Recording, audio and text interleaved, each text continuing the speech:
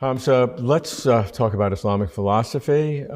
What are the core building blocks that Islamic philosophy is built upon? The core building blocks. Well, I think first of all, Islamic philosophy has two roads. One of them is the philosophers themselves, people like Al-Kindi, Al-Farabi, Avicenna, and they pursue a very specific philosophical tract, but because they were believers, they obviously bring in Islam to some degree. The other track, though, is really a philosophical track that's profoundly rooted in the Islamic tradition itself. And so you see the flourishing of it with people like Al-Ghazali, and then ultimately moving into the great scholastics of the Islamic theological tradition. So these are the people like Sa'duddin Taftazani, Adaduddin al-Iji, Fakhruddin al-Razi, and they're using the philosophers, but they're really integrating them into the Islamic tradition. So it's a very rich tradition, but it's rooted in the Quran, and I think it's rooted, first of all, in the idea that the world is created, that there is an ex nihilo creation of God. So they're very interested in proving or giving rational beliefs for that. So the Kalam cosmological argument comes out of that, this idea that to prove the world had a beginning. Something obviously at the time the philosophers who were the scientists of that time did not believe. And so it's very interesting that the prophets asserted something that would have been anti-scientific, and yet today scientists are asserting what the prophets had asserted, you know. So, and also the end of the world, that the world comes to an end. So I think there's a very rich Islamic philosophical tradition. It eventually moves in almost entirely into a religious metaphysical tradition, and it's kept alive today largely by the Shia community. So the Shias have a great philosophical tradition that they still adhere to. In the Sunni world, there are still pockets, but overall it's more become a formal tradition, where more dogmatic, where they learn dogmatically the text as opposed to really delving deep into the philosophical issues. But there is a resurgence of kalam and of philosophy amongst young Muslims, so it's interesting. Let's go back to the origin, as you said, in the two foundations. One is the pure philosophy, and one is the philosophy embedded in the religious tradition. What are some examples of each, and how do they articulate? Well, I think what happens with the Arabs, I mean, obviously the Arabs before Islam are relegated to a pretty provincial, isolated area, the Arabian Peninsula. You did have some Arabs in the Levant, in places like Syria, and what was then known as Sham by the Arabs, which is Israel, Palestine, Syria, Lebanon. In that area, you did have Christian Arabs, and so they would have been exposed to some degree to the Byzantine tradition, the philosophical tradition of the Byzantine Christians. But the Muslims discover the Greeks, and I think that sets off a new trajectory, because prior to that they were definitely rooted in their tradition, but suddenly they discover the Greeks. They also discover Christian theology. So the Christian theology suddenly kind of excites them. I mean, I'll give you an example. There's a verse in the Quran that says that Christ is the kalima, which could mean logos. I mean, it means word, but obviously it could mean logos. So this was a question that the Christians posited to the Muslims. If Christ is the kalima, the logos, is God's logos eternal? And therefore, is Christ eternal? So you can see the syllogism being set up there. And so that was a first kind of shock to them. And that develops what's called the Kalam tradition of having to deal with questions that are being posited to them. Because, I mean, I think any faith becomes challenged when it steps outside of itself and suddenly it's confronted with other positions, other views. And I think it makes faith stronger, especially when it's challenged by, even within itself, by heretical ideas. And this is where you get the dialectic between heresy and orthodoxy.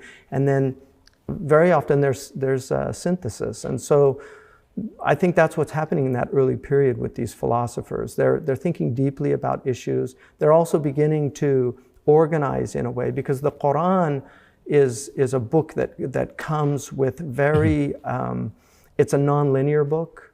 And so it's speaking in first person, second person. It's something in Arabic called iltifat, which is very unusual. So God's changing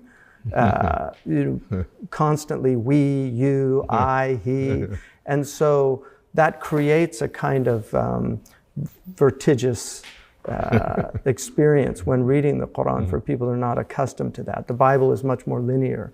So when they meet the Greeks, they kind of are confronted with a much more structured way of viewing things. And so that begins to emerge, a kind of structured philosophy. And it becomes highly developed, and I think a lot of the most educated Europeans and Westerners generally know the incredible debt that Western civilization has on the Islamic tradition, including the Jewish tradition, which Imam al-Ghazali's famous Maqasid al-Falasifa, which is the aims of the philosophers, was translated into Hebrew and became, it was really kind of like a dummy philosophy for dummies, but it became a major work. And in fact, Professor Chertoff, who was at Columbia University, did his PhD on the influence of Ghazali on the rabbinical tradition.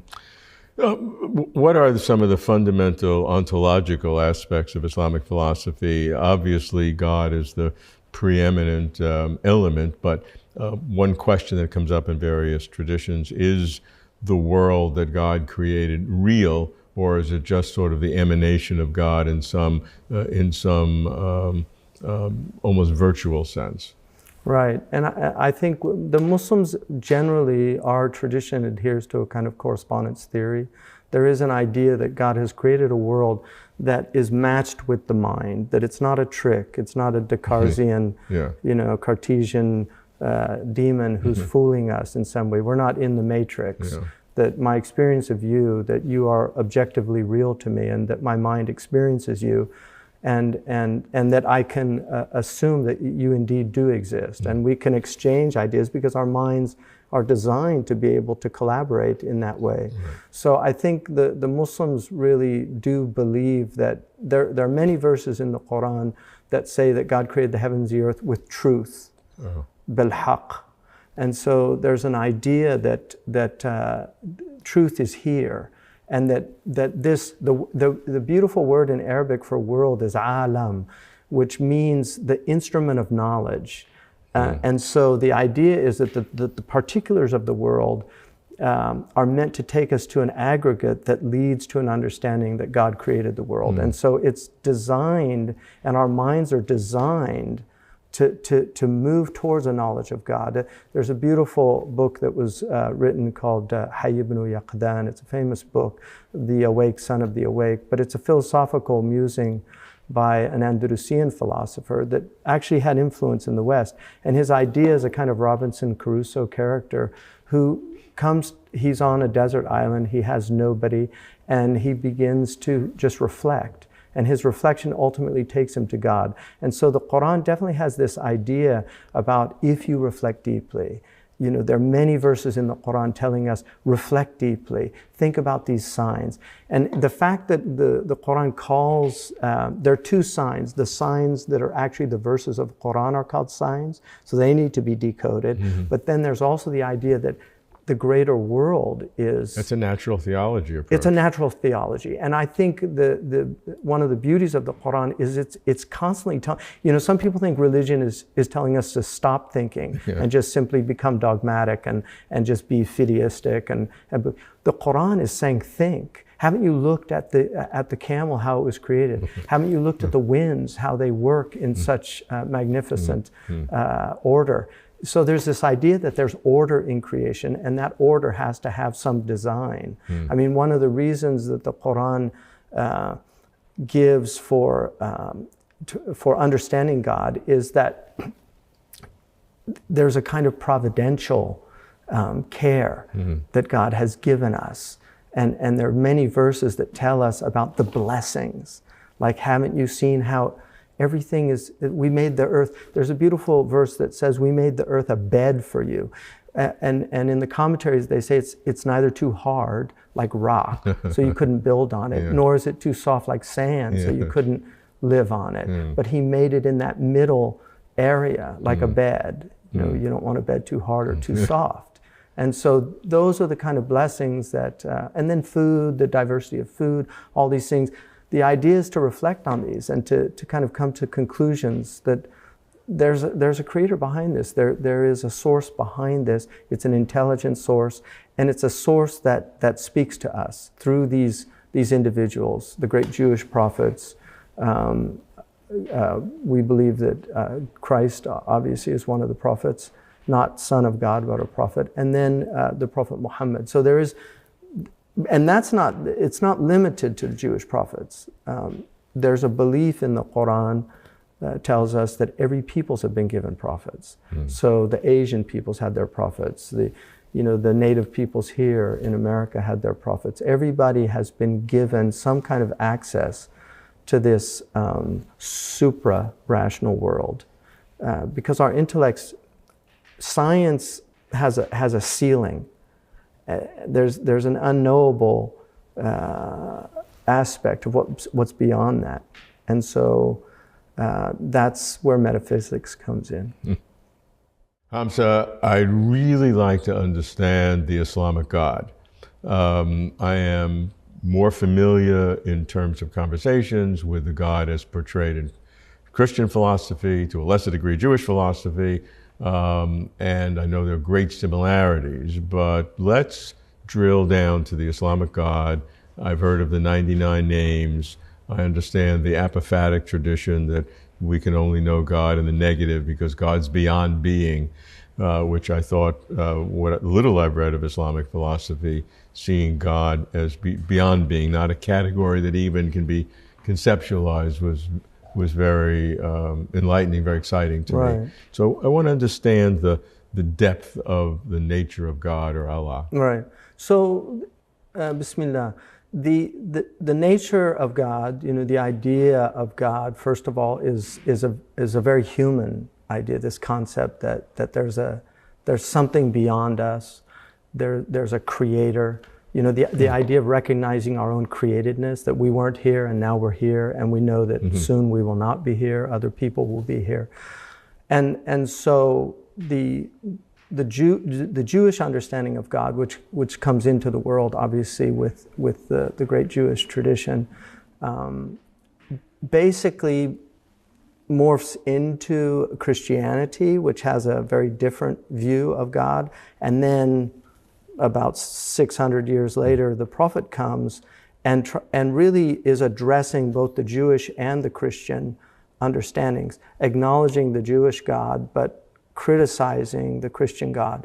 And so there's this idea of restoring a kind of radical monotheism to God. So I think that's at the heart of Islam, is to restore a radical monotheism to God, that God is one, without any partners, without any personas, the persons of God, the triune God.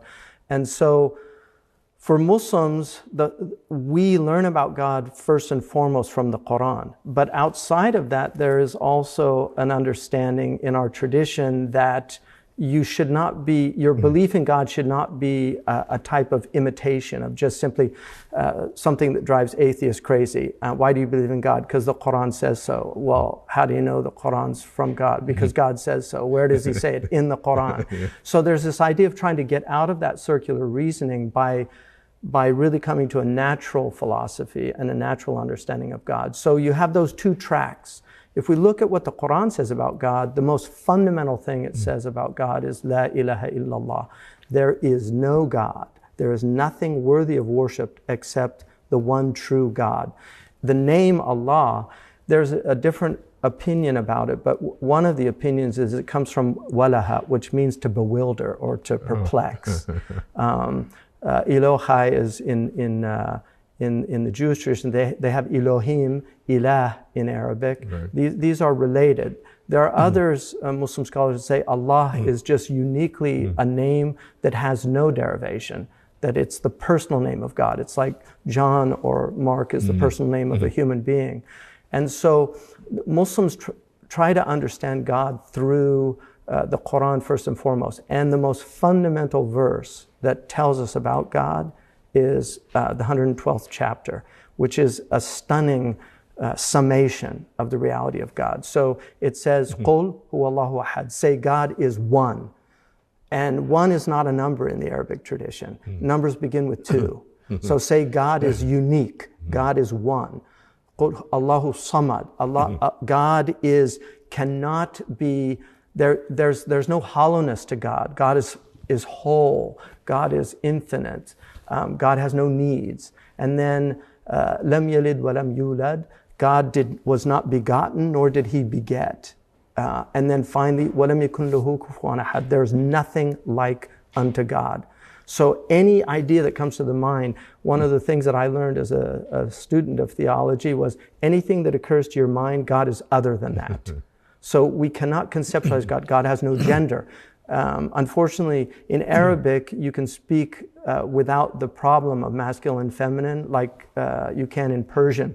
In English, we have he and she and it. And so generally the Quran has been translated with the masculine, but there's no masculinity associated with God. God is Dhul Jalali wa Ikram, a possessor of majestic attributes and a possessor of beautiful attributes. But that verse, according to our theologians, looks at these 8 aspects. The first, God is one. It means that God is neither composite, he's simple, he's neither composite, nor are there partners. There aren't gods beside him. So it negates those 2 aspects.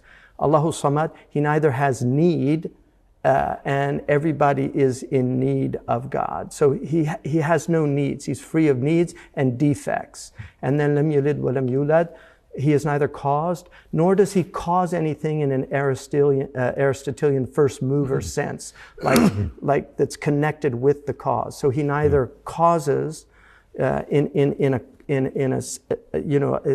cause and effect sense, nor is he caused himself. And finally, there's nothing like him. He has no peer and he has no opposite. So that really sums up. It's an extraordinary chapter because even a Bedouin can learn that. And I was once in the United Arab Emirates, and I was with some Bedouin, and they asked me what my religion was before Islam, and I said I was an Orthodox Christian. And they said, what did they believe? And I said, well, they believe Jesus is the Son of God. And then one of the young Bedouin, and they had their sticks, that they have for camels. And he said, well, that makes sense because, he didn't have a father, so God must have been his father. And the other Bedouin took his stick and hit him on his knee and said, Lam yalid wa lam yulad. He neither begot nor was he begotten. And it really struck me. These were illiterate people. But this verse, this short chapter made him a kind of theologian. How do you contrast the 2 ideas that God is beyond categories, which you described very eloquently, in the so-called apophatic tradition that you can only know God is in the negative via negativity, as opposed to asserting. And yet, on the other hand, you have the 99 names of God, which are all positive affirmations. Sure. Great question. So, first of all, the idea, the Aristotelian categories begins with substance, and then it's got all of these predicates that go with that. So, God is not a substance. There's no genus. God is outside of the idea of genus and species. So we can't define him in a traditional way that logicians would have used in pre-modern logic.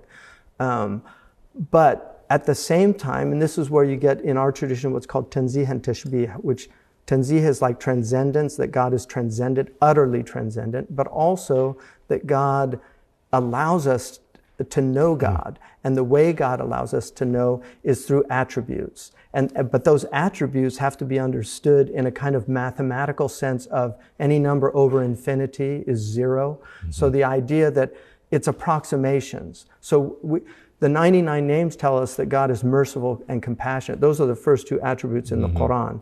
So how do we know mercy and compassion? Well, the Quran says, look into yourselves. that we have been created in this metaphysical image so that we can know, this imago Dei, that we can know God through reflecting on ourselves. And that's why the great polymath, Persian polymath Raghib Isfahani says that every book that has ever been revealed has said in it, know yourself and you will know God in some way or another. And so self-knowledge is what will take us to a kind of knowledge of God. And that's a natural theology too. That's a natural theology, absolutely. And so the names, there are 99 names. There's actually 121 names in the Quran, but there are 99 that the Prophet said whoever memorizes them and knows them will enter paradise if they know them. Oh. Yeah, and so like the Jewish tradition has 72 names of God in some of the iterations. So the idea that God has multiple names, in fact, in our tradition, there are names that we don't know. God has withheld names from us. And there's a beautiful prayer of the Prophet, every name that you have taught to a prophet or taught to someone, or you have kept in your own knowledge, so that God has infinite names because He's infinite. Hamza, in Islam, what is the nature of the person? And normally we ask, is there a non-physical component that makes us who we are? Is it some kind of spirit? Is there an immortal soul in the Platonic sense? What makes us mentally human beings? Right. So the Quran gives 5 different words that compose the human being. It gives the word aql, which means, it's a difficult word now because intellect means something very different to modern people than it did to pre-modern people. Because intellectus, from Latin, this idea of being able to judge between things. But in Arabic, the aql is a immaterial that moves towards intelligibles. So it's an immaterial quality of the human being that moves towards intelligible. So if I'm studying mathematics, my aql, my intellect, is moving towards these abstract entities we call numbers that are intelligibles. And then the Quran has what's called ruh, which is ruach in Hebrew. Yeah. So this is the spirit when it's directed towards the ultimate reality, which is God. And not to the intelligibles. And then the nafs is the next one. Nefesh in Hebrew also is the idea of the soul, but it's the soul when it's directed towards worldly things, the more lower things, generally. And then it talks about the body itself, that we have this body.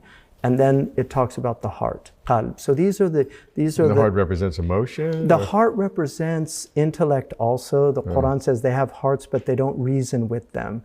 And so there's this connection between the qalb and the aql. So the qalb in Arabic, the heart, comes from a word which means to oscillate between two opposites. So it literally can mean to be turned upside down. So the idea is that our hearts move towards good, but then sometimes they can move towards the opposite. And that's the human condition. You know, our lives have a mingled... So there's a moral component to that. There's a moral component, exactly. So the heart is related. And then there's other words, like fu'ad is another word. Very rich words. So that's the benefits that the heart gets from perceiving reality. Okay. So if we take all 5 or 6 together as a composite, what does that imply about the nature of the person? That we're very complex. Okay, we're very complex. We're very complex. And that we have a natural movement towards the good. So this is understood that the soul wants to know God. The soul was created to know God. And that's a natural movement towards good. When Aristotle says in Book 1 of the Metaphysics that all humans want to know, that is very consonant with a Muslim understanding that they want to know reality, which is God. And this is what is in our tradition is called the intellectual potential, what the scholastics call the apprehensive appetite.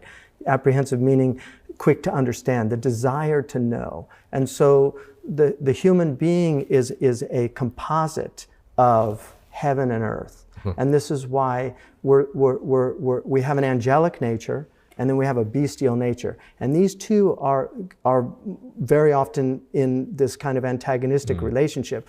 So God put the head on the top, he put the thumos, the chest, in the middle, and then he put the stomach and the genitals down below, and that's the order for an upright person to be following. So reason should govern irascibility, emotions, and appetite.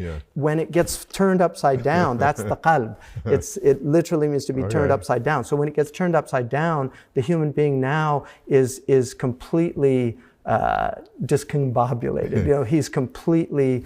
Now, these are attributes in the sense of the expressions of what a person is, but what is the kind of the mechanism that's causing that?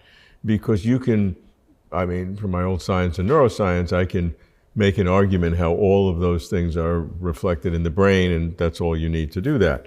On the other hand, some people talk that you have to have an immortal soul that creates that. So those attributes they each have a different kind of character. The body that's going to obviously be physical. Emotions are one thing, and intellect is another.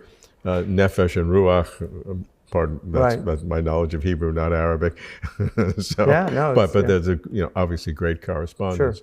Sure. And so those are slightly different categories. Right. And so how are they generated? What is the mechanism? Well, there's an immaterial soul in our tradition. We believe that God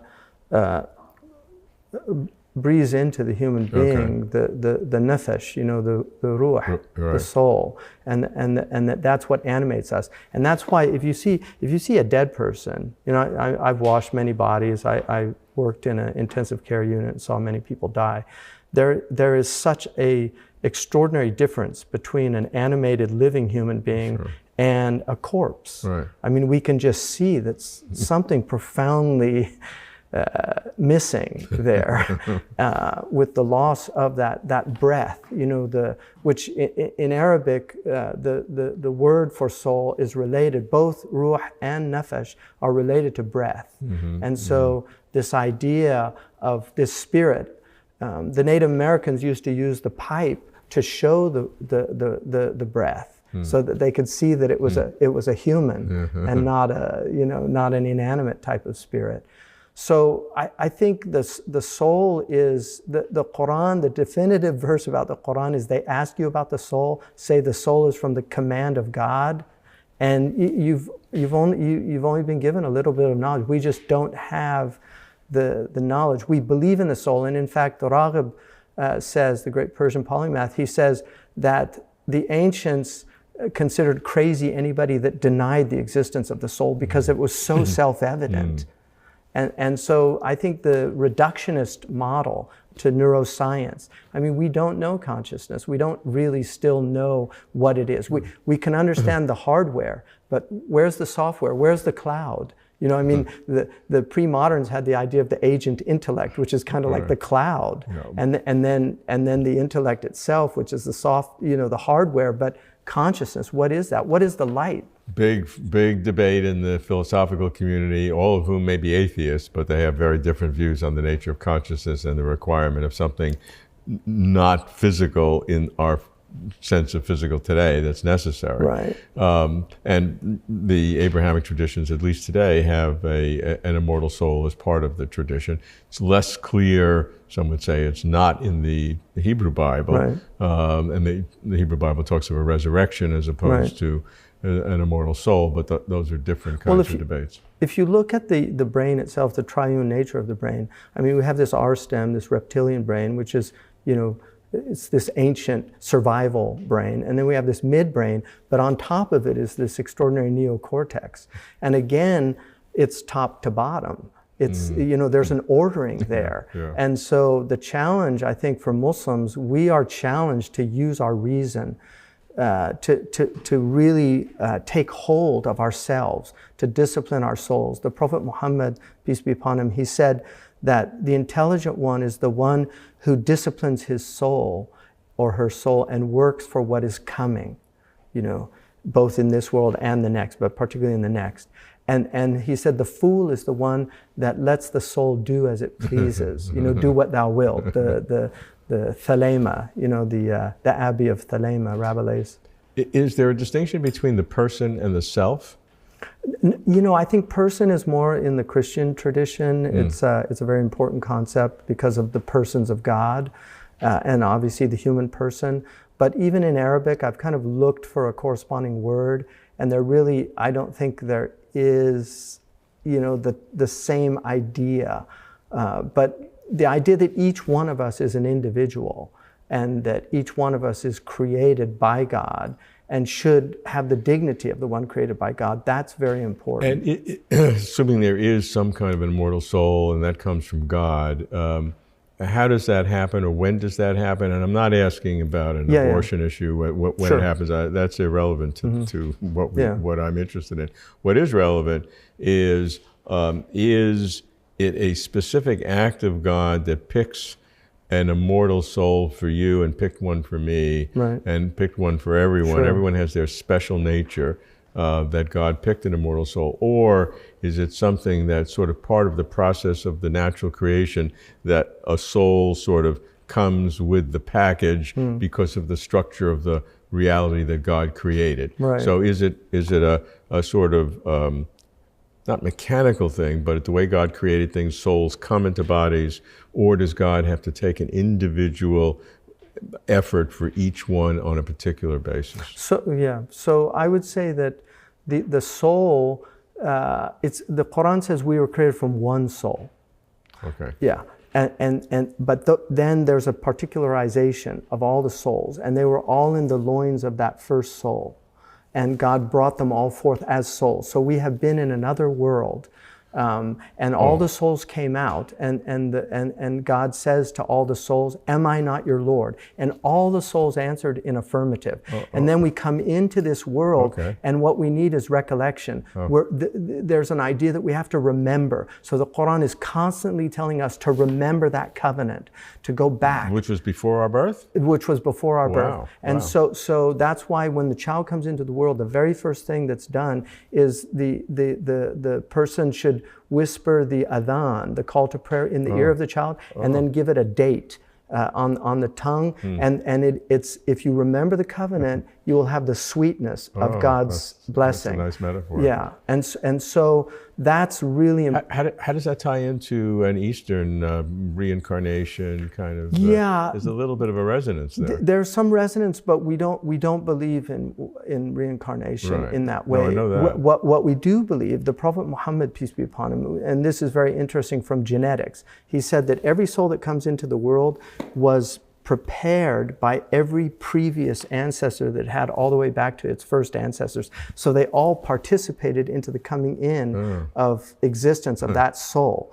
And there's a very interesting verses about how God has rakkab, which is literally to bring together in this combinatorial fashion each individual unique human being. So our genetic composition is completely unique for each human being, and that is somehow related because we believe in the body. This is a non-physical genetics, I think it's both. Exactly, I think it's both. And so in terms of coming in, the soul coming into the body, according to our tradition, it comes in, the vast majority of scholars say 120 days. There is a smaller minority, and I'm amongst them, that says it's around 40 days.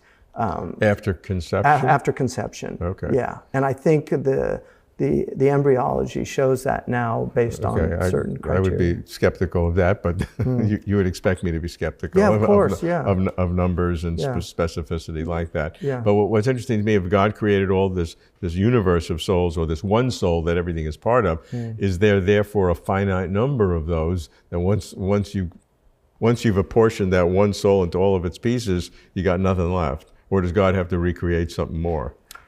Well, we believe that God's recreating it in every instant. So there's this one big soul that God created originally that had. It says we were created from one soul, and that's what we would call Adam.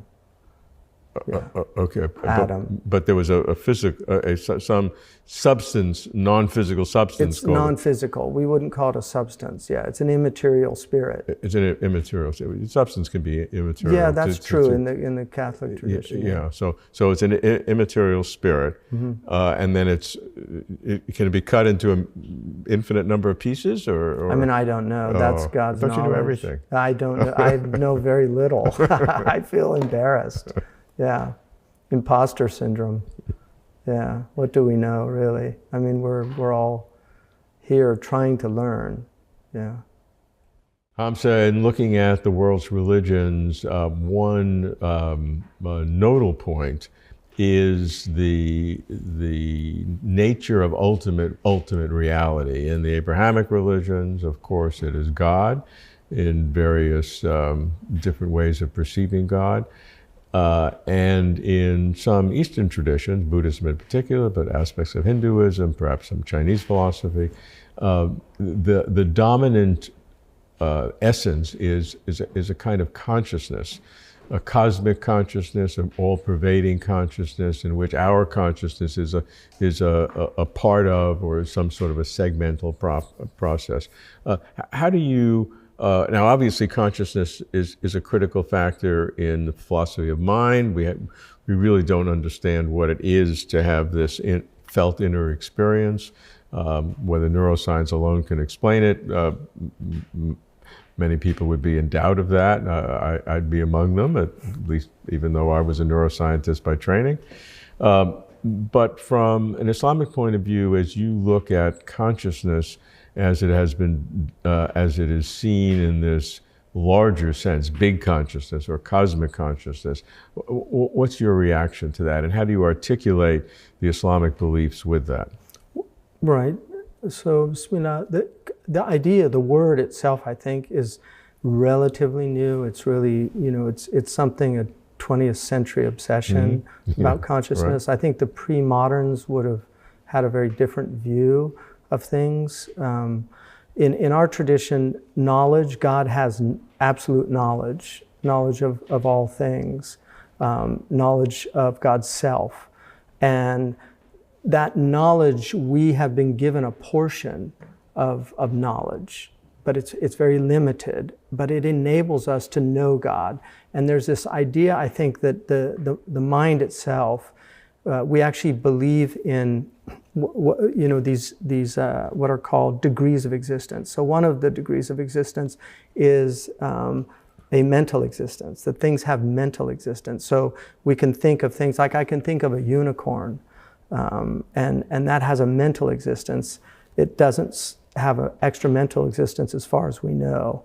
I mean, a narwhal's an interesting unicorn in the sea.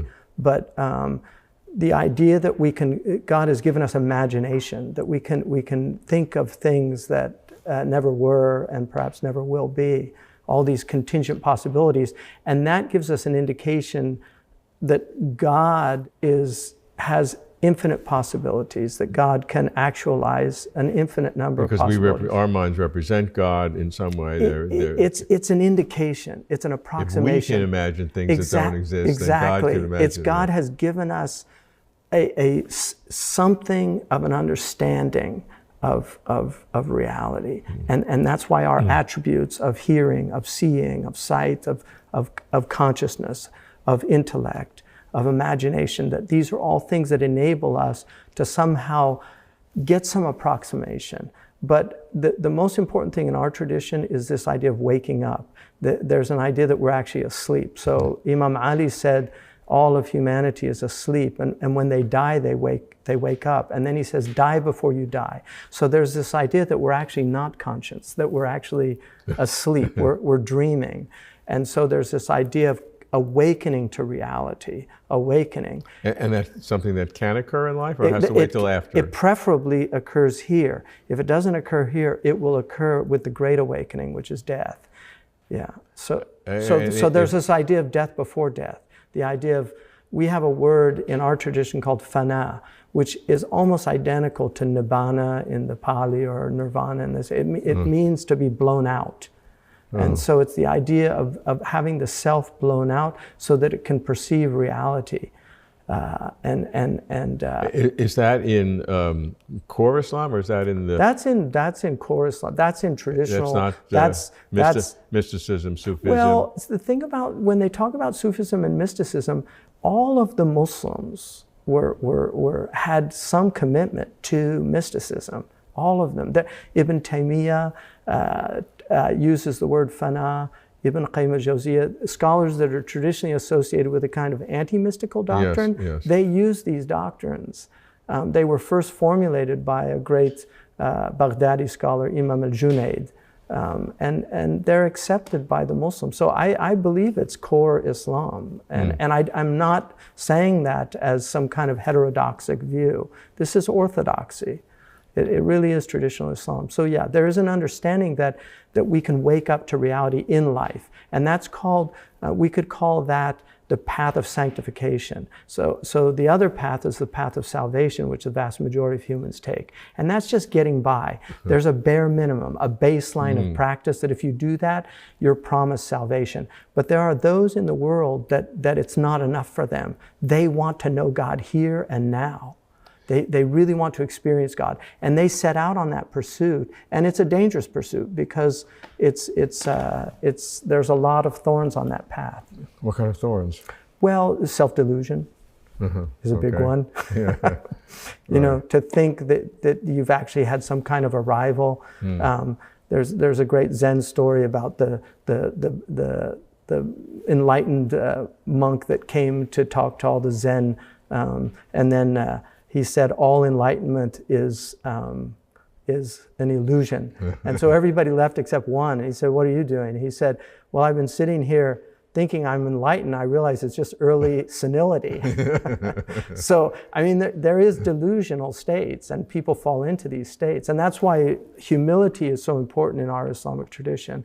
The Prophet said, I was commanded to be humble, despite being a prophet, so that no one would see themselves better than another. And that's why a true sage in the Islamic tradition sees everybody as better than them, even the ignorant ones, because they might have an excuse with God because of their ignorance, whereas somebody who knows has no excuse.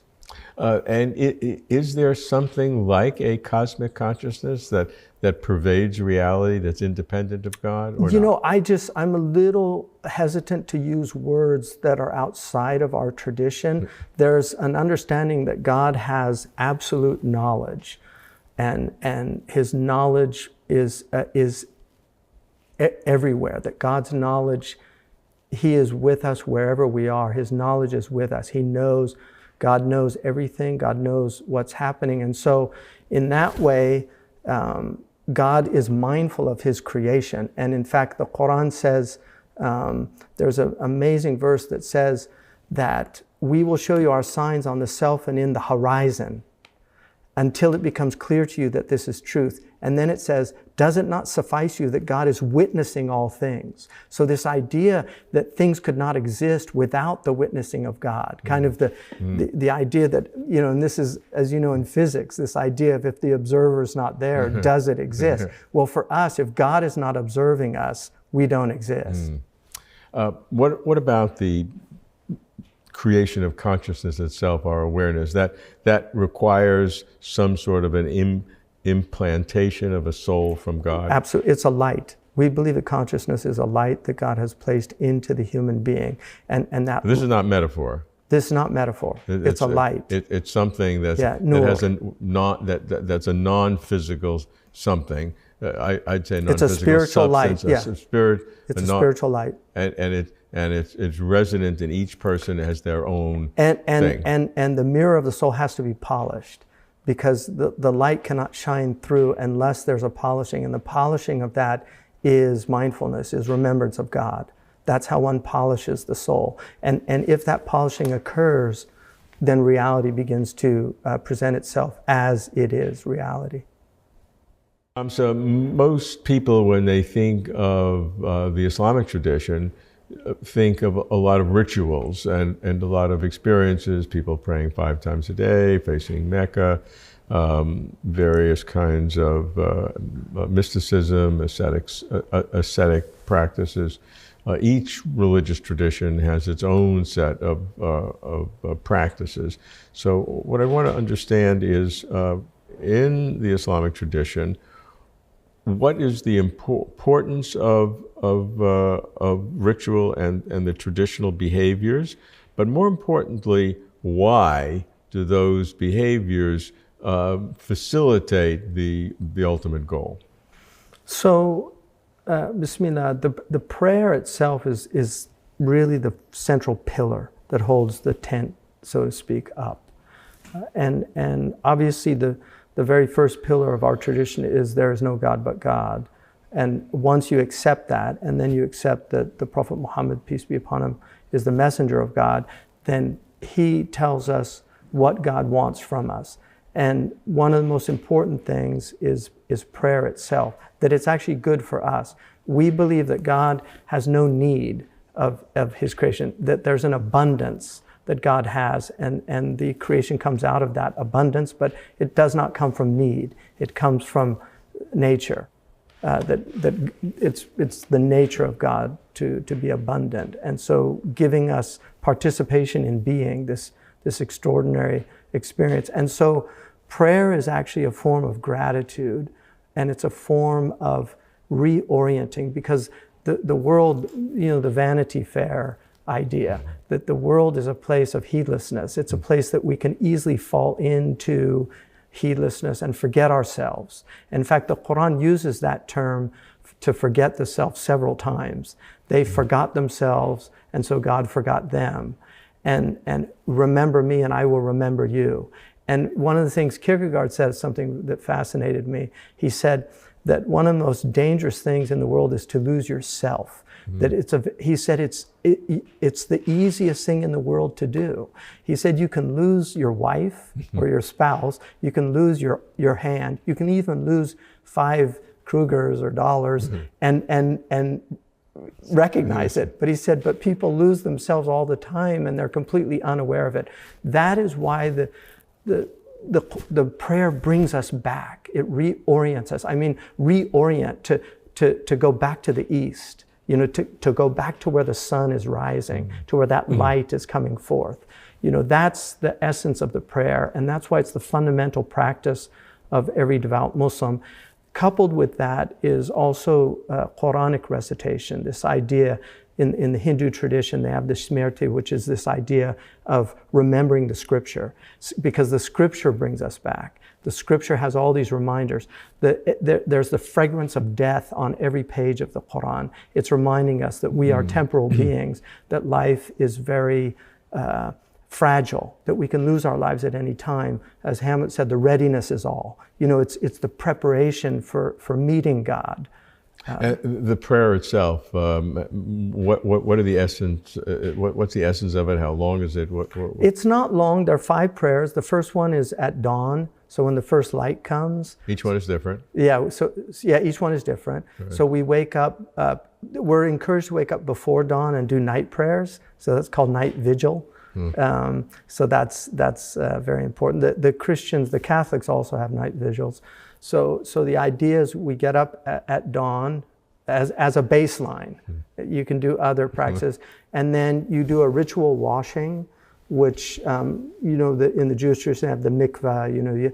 You have certain ritual washings. Well, we have ghusl, which is akin to the mikvah, and then we have wudu, which a beautiful translation of that is lustrations, because it's something that brightens you. And so we wash, before we pray, we wash our face, our hands up to the elbows, and then our feet, and then we wipe our heads. And that's just to prepare ourselves to enter into the divine presence. And then you come to the prayer, and you say, God, Allahu Akbar, and you make that motion of just, it's like putting everything behind you, like the whole world behind you, and you're coming into the presence of God. And every prayer has to have the Fatiha, which is the first chapter of the Quran, and it begins in the third person, but then it goes to the first person. So it's the idea we come in this kind of absence of God, we enter into the presence, and then it's Iyyaka na'budu, to you alone we worship. And so that is to reorient every day. And then when the sun goes to the zenith and moves 1 degree, that's the second prayer. So it's all according to the sun. And then when the shadow reaches its length after the zenith, then again we do the afternoon prayer. And they have different circuits. Like it's about 5 minutes. I mean, you could do it pretty fast. It's better to do it properly, but some people do it quite fast. And then you have the sunset prayer, and then the prayer when the light of the sun is gone, the last prayer. So we pray 5 times a day, bare minimum. There's 17 different circuits of the prayer. So what does that mean, 17 in other circuits? words, the standing, bowing, prostrating, sitting. That's one circuit. Okay, and each prayer has, like the first prayer has 2 of those. Oh, okay. Yeah, and they actually make the human form, and they actually spell out the name of the Prophet also in Arabic. Oh. Yeah.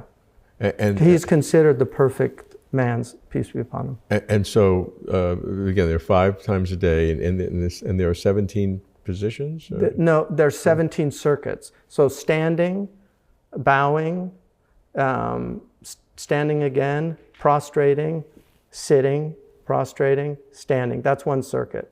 Okay. The human body. And there are 16 others like that? Yeah, there's 16. Yeah, you'll do altogether 17 during one day. Okay. All right. Yeah. I see. So 2 in the morning, I see. 4 at the Dhuhr, 4 at Asr, 3 at the sunset prayer, and 4 at the night prayer. And each one's a different sequence? The same. Oh, so each of the 17 are exactly the same? Exactly the same. Oh, I see. So yeah. you don't have to worry. But the ones at night are out loud, and the ones in the day are silent. Because there's a cosmology of, very akin to yin yang. The idea of the day is it's a time of the outward, and so the prayer is inward.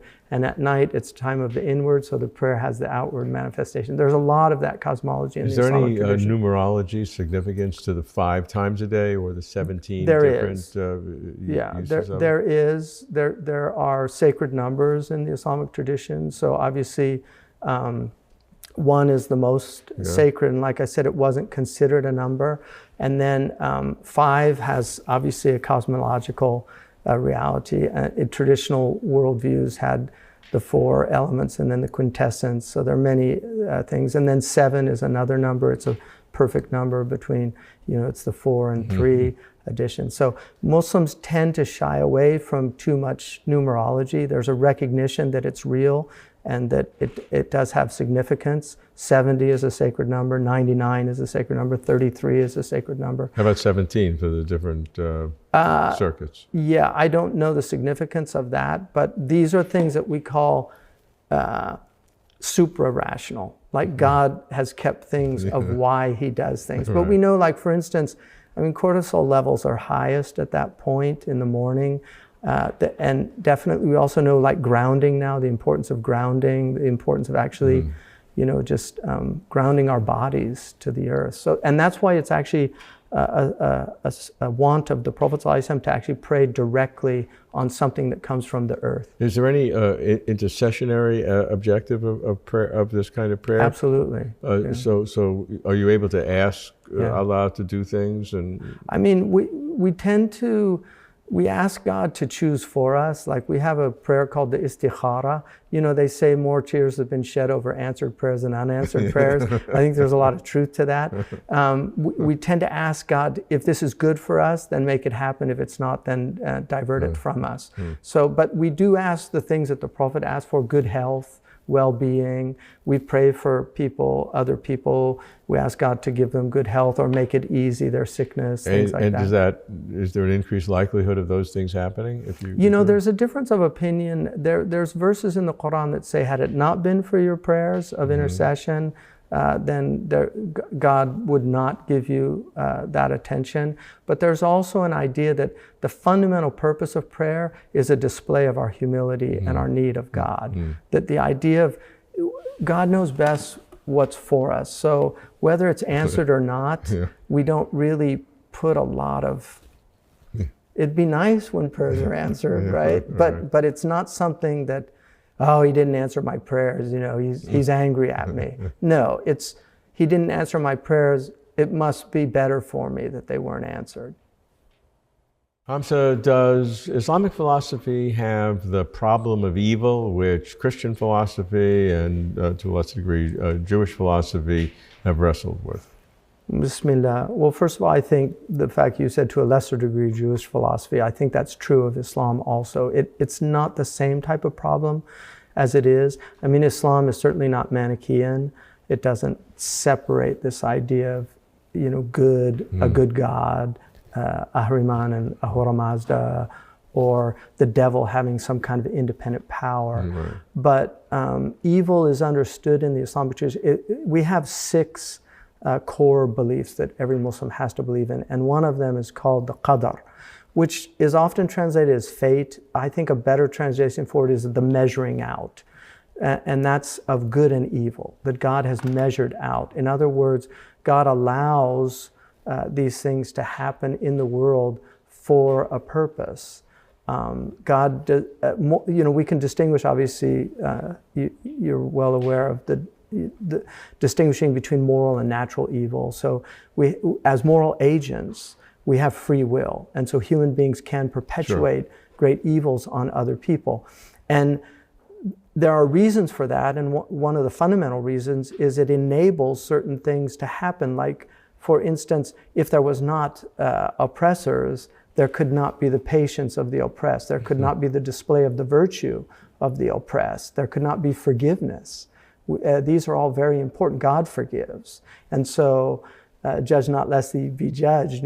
As the standard by which you judge, so too shall you be judged. So the idea is that, we want to forgive. We want to overcome certain qualities of the soul. So I think in Arabic, the word for evil, shar, is not equivalent, although if you go back into Old English, perhaps you'll find some equivalents.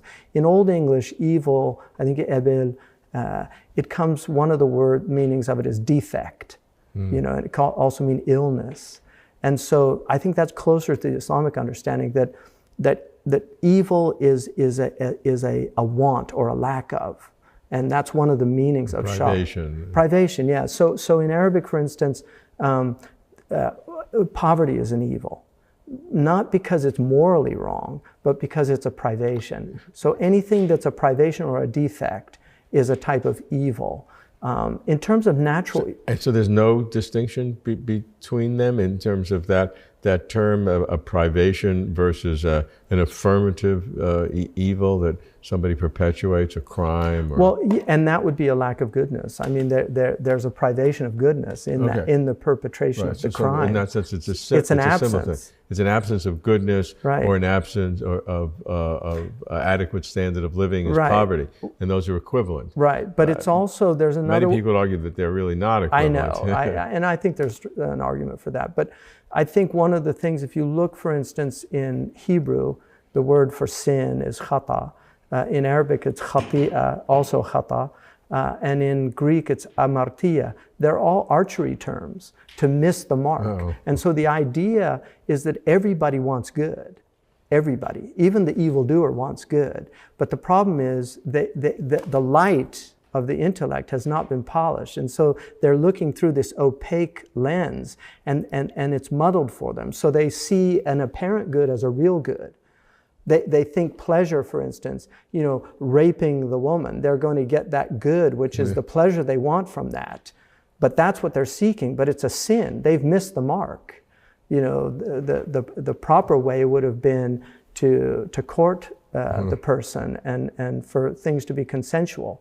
So that's our understanding, that there's a kind of ignorance. If you look at the soul, when we get the idea of the rational soul being reason, and then the irascibility, the will, and then the appetite, that the sin of each one, the sin of the rational soul is ignorance. The sin of the emotional soul is malice, right? It's malice, the will. And then the sin of the appetite is inordinate passion. So ordering this is really fundamental to our tradition, and we are challenged to do that. And if we do that, we will not fall into the type of evil. But you can't have a kind of evil at each level. Absolutely. Yeah. Okay. And now, one of the problems that Christian philosophy wrestles with enormously is, did God create the evil? And Christian philosophers large part, go to extreme, perhaps tortuous logic to explain how God did not create the evil. The moral evil? Any kind of evil. Yeah. See, I mean, God, the earthquake that happened in Turkey recently. I mean, that's a natural evil, right, obviously, and it's devastating. But from our perspective, God, one, brings good out of evil, which is very important. Two, one of the things that human beings, because of our heedlessness, we're so accustomed to the goodness of God that we forget Him. In fact, there's a verse in the Quran, what has deluded you from your generous Lord? And in the commentaries, they say He put the answer in the question. It's His generosity. So God, we're so used to, like right now, everything's fine. If suddenly it started shaking, we would become aware of the blessing of the stillness. But we're not. We're heedless of it. So when these things happen, in fact, Chrysippus actually argued that these are actually proofs for the existence of God, things like hurricanes and floods and things, because the order that we're so accustomed to from God is disrupted. And the Arabs say, by opposites things are known. So it's by that chaos and disorder that comes into the world that we know the blessing of the order. So I think, Muslims don't have, I've always been, I think, marveled at the fact that they don't have the same type of problem, that they really have a kind of stoic view of life. That's very interesting. Yeah. Does the distinction between God allowing the evil for good purposes and God creating the evil, is that a distinction without a real difference? I mean, I think in some ways, yeah. I think the fact that God is the creator of all things, right, yeah, right, and so evil is part of the creation, and it serves a function, it serves a purpose, it serves the function that without it many goods would not be realized. One of the most important ones is that good people actually combat evil, because spiritual warfare is part of life on earth, and so it's very important. The great Persian poet Rumi said, sometimes we take up the sword to take swords out of the hands of madmen. Yeah. That there has to be an opposition. And so in terms of the purpose of the world, evil serves a very important purpose. And without it, there would not be many goods that God clearly wants to realize in the world. Yeah, so you'd have no problem saying that God created the world and evil with evil in it. We believe that. We have to. Yeah. We have to believe it. Yeah. I mean, I think that's more logically coherent than trying to parse the difference between to get God. It out, because then it limits God's omniscience, omnipotence. Right. I mean, didn't God know that there would be evil? And then this idea, I mean, I think it's a problematic syllogism, that the atheists use, this idea that, is God all good? If He permits evil and all powerful, and He permits evil, then He's either not all powerful or not all good. Right. But if His permitting it is for a greater good, then I think that, a surgeon will cut off an arm to save a body. Sure. So we can't, there's a beautiful Persian proverb. What does the ant know of the pattern of the Persian carpet? It's that's nice. We're just so limited in our knowledge. But I mean, look, like in Turkey, one of the things that really struck me was all the goodness that came, all these people that in cold, they could have stayed in their apartments. They left from all over. People from Ukraine and Russia both came. People that are fighting each other in Ukraine. Yeah. They both sent people to help save lives. Right. So they're killing lives in Ukraine. I mean, there's a irony there, but there's also something really powerful about tragedies and about natural evil, that it brings out the best in most people. The problem that comes up is that in general, your argument works, but there are lots of specific people, rational, sentient human beings, whom it doesn't work, right, because they were the ones who died, or the child who got brain cancer, or a million other examples. Sure. And so is it fair for God to create a world where I can benefit because I've helped a poor person, but that poor person has died or something. Yeah. I got the benefit because I was so beneficent. Sure. And so I benefited. But that person, suffered in order for me to benefit. Well, this is Ivan's argument in Brothers Karamazov. It's a powerful argument. Yeah. I mean, children, Yeah. right? The suffering of children. It's a powerful argument. But in the end, I think we have to choose. We have to choose. And there are those of us who choose to believe in the goodness of God and that these are for a purpose.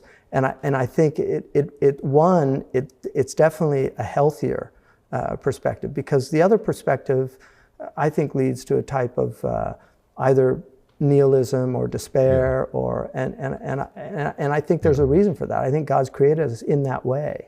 Mm-hmm. You have emphasized in your writing the concept of suffering a great deal, right. which has resonance with much in Buddhism, for example, Sure. In terms of the importance of suffering in the world. I recognize suffering.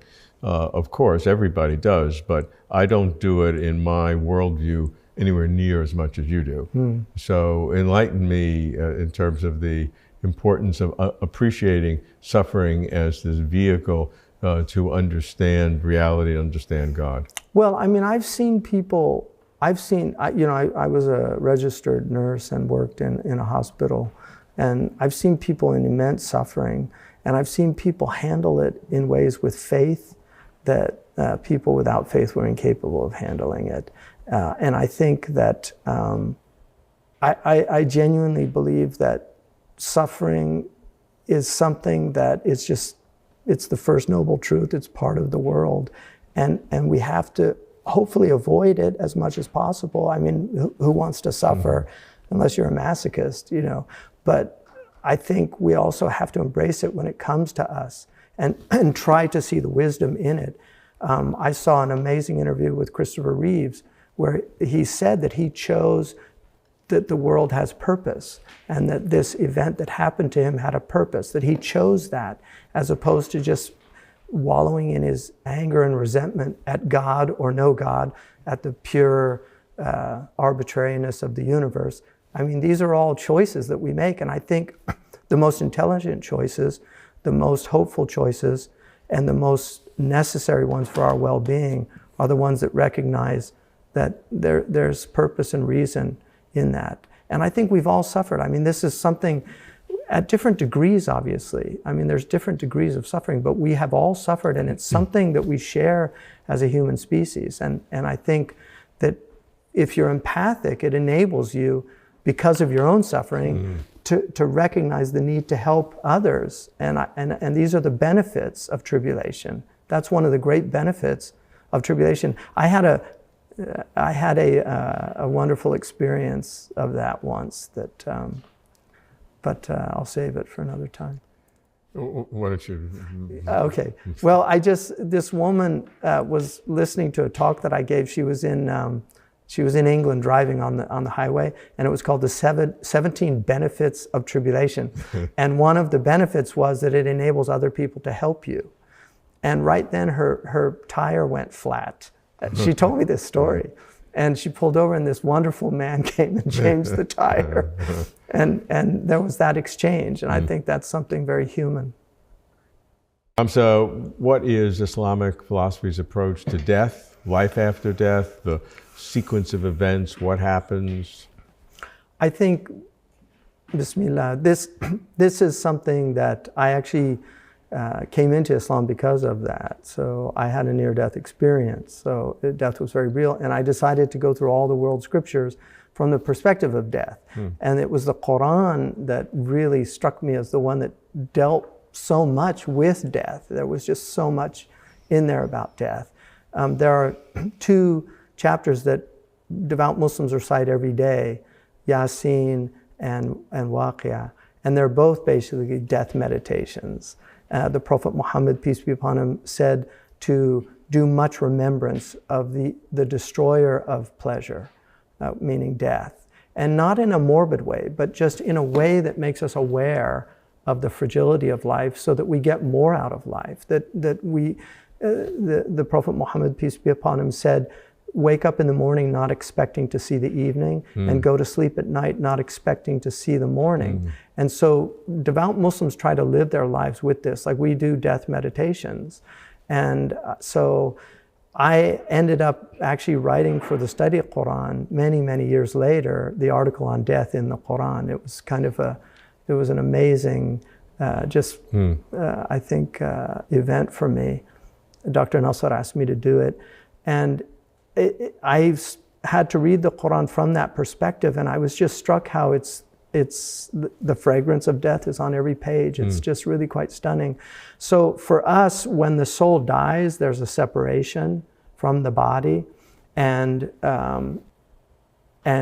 the body becomes, there's a kind of hyper consciousness that occurs in the soul. In the soul, it suddenly wakes up, and then there's immense amount of remorse for most people, because they realize that things that they did were not appropriate for what they are. Right, right. It's like Mr. Bean playing the devil and saying to the atheists in hell, you must feel really stupid today. It's kind of that idea, like, that it was real. And there's a verse in the Quran that says when they're awakened from their graves, they say, glory be to God who has awakened us from our sleep. So there's an idea that death is an awakening from the sleep of this world. Now that is immediately after death, or it sounded like... No, it's immediately after death. Okay. So is there the concept of a resurrection? Absolutely. And it's a bodily resurrection like the Catholics. So it's a bodily resurrection which will combine with the soul, but the soul has an independent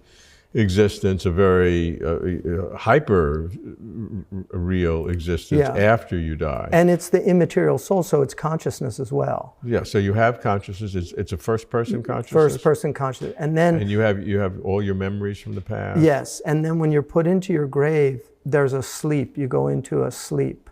Where the body does, or the soul? The body and the soul are not in a living sense. Like if you open the grave, you're not going to see life. Right. But there is a reuniting. If the soul was if the body was scattered, like in cremation, and then people thought that we're told that God, and it's mentioned in our tradition, that God will reassemble from all of the parts of that. And so that's the resurrection. There's a resurrection.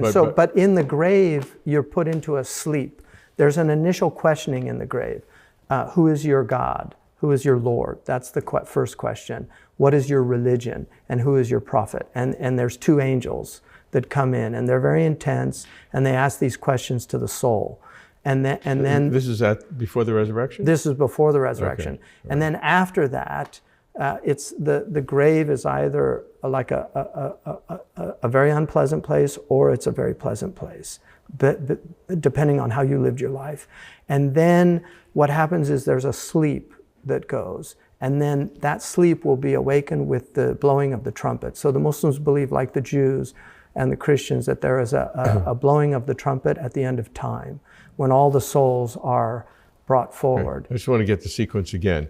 So when you die, the soul separates, has a hyper-awareness and a consciousness, first-person awareness. The body is a corpse and is in the grave. Right. There's a, let's leave that, let's go to the end and then come back. So then the soul, after a time that we don't know, there'll be a resurrection. The soul is reunited with the body. It's kind of... The body is a permanent body, though. It's not it's not the same. Yeah, it's a different... Whatever God gathers together. Yeah. It doesn't have to be the same molecules. It has to be the same form, because our molecules change all the time anyway. So it can't be every molecule. But a physical form, it's reunited. It's kind of questioned, kind of a PhD exam. They're brought first to they're all brought to a plane, and the plane is described as white, and they're all naked, and the Prophet's wife said, "Won't people be looking at each other?" And the Prophet ﷺ said, "It's much more ominous. Like you're not going to be thinking about that." And then they move. Then they go to each prophet and they ask them for intercession.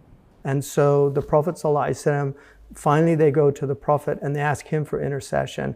And he's the one that says, "I am for it." Ana laha, which is one of the meanings of Shiloh. So we believe that Shiloh the scepter is given to Shiloh. So he has that place, because Shiloh in Hebrew, one of the meanings is the one who it is for. So he says, I am for it, and he intercedes for humanity in our traditions, peace be upon him. And then the judgment comes, because people, it's like you want to... But it's individual judgment. It's not. It will be, but it's like people want diagnoses. You know, they just want, what's wrong with me, doctor? Oh. And just, there's a relief in the diagnosis. So that's the kind of idea. People want to know what their destiny is. And so then they go, and there's a weighing of, they're given, each person is given the book of deeds of everything they did. It's all recorded. The Quran says we have recorded everything, and it says fi kitabin marqum, it's in a digital book. It literally says digital book. Wow. Yeah, that we have recorded everything. There's nothing that has been omitted. But there is a kind of Sony Pro cut, because we believe repentance can actually edit your book.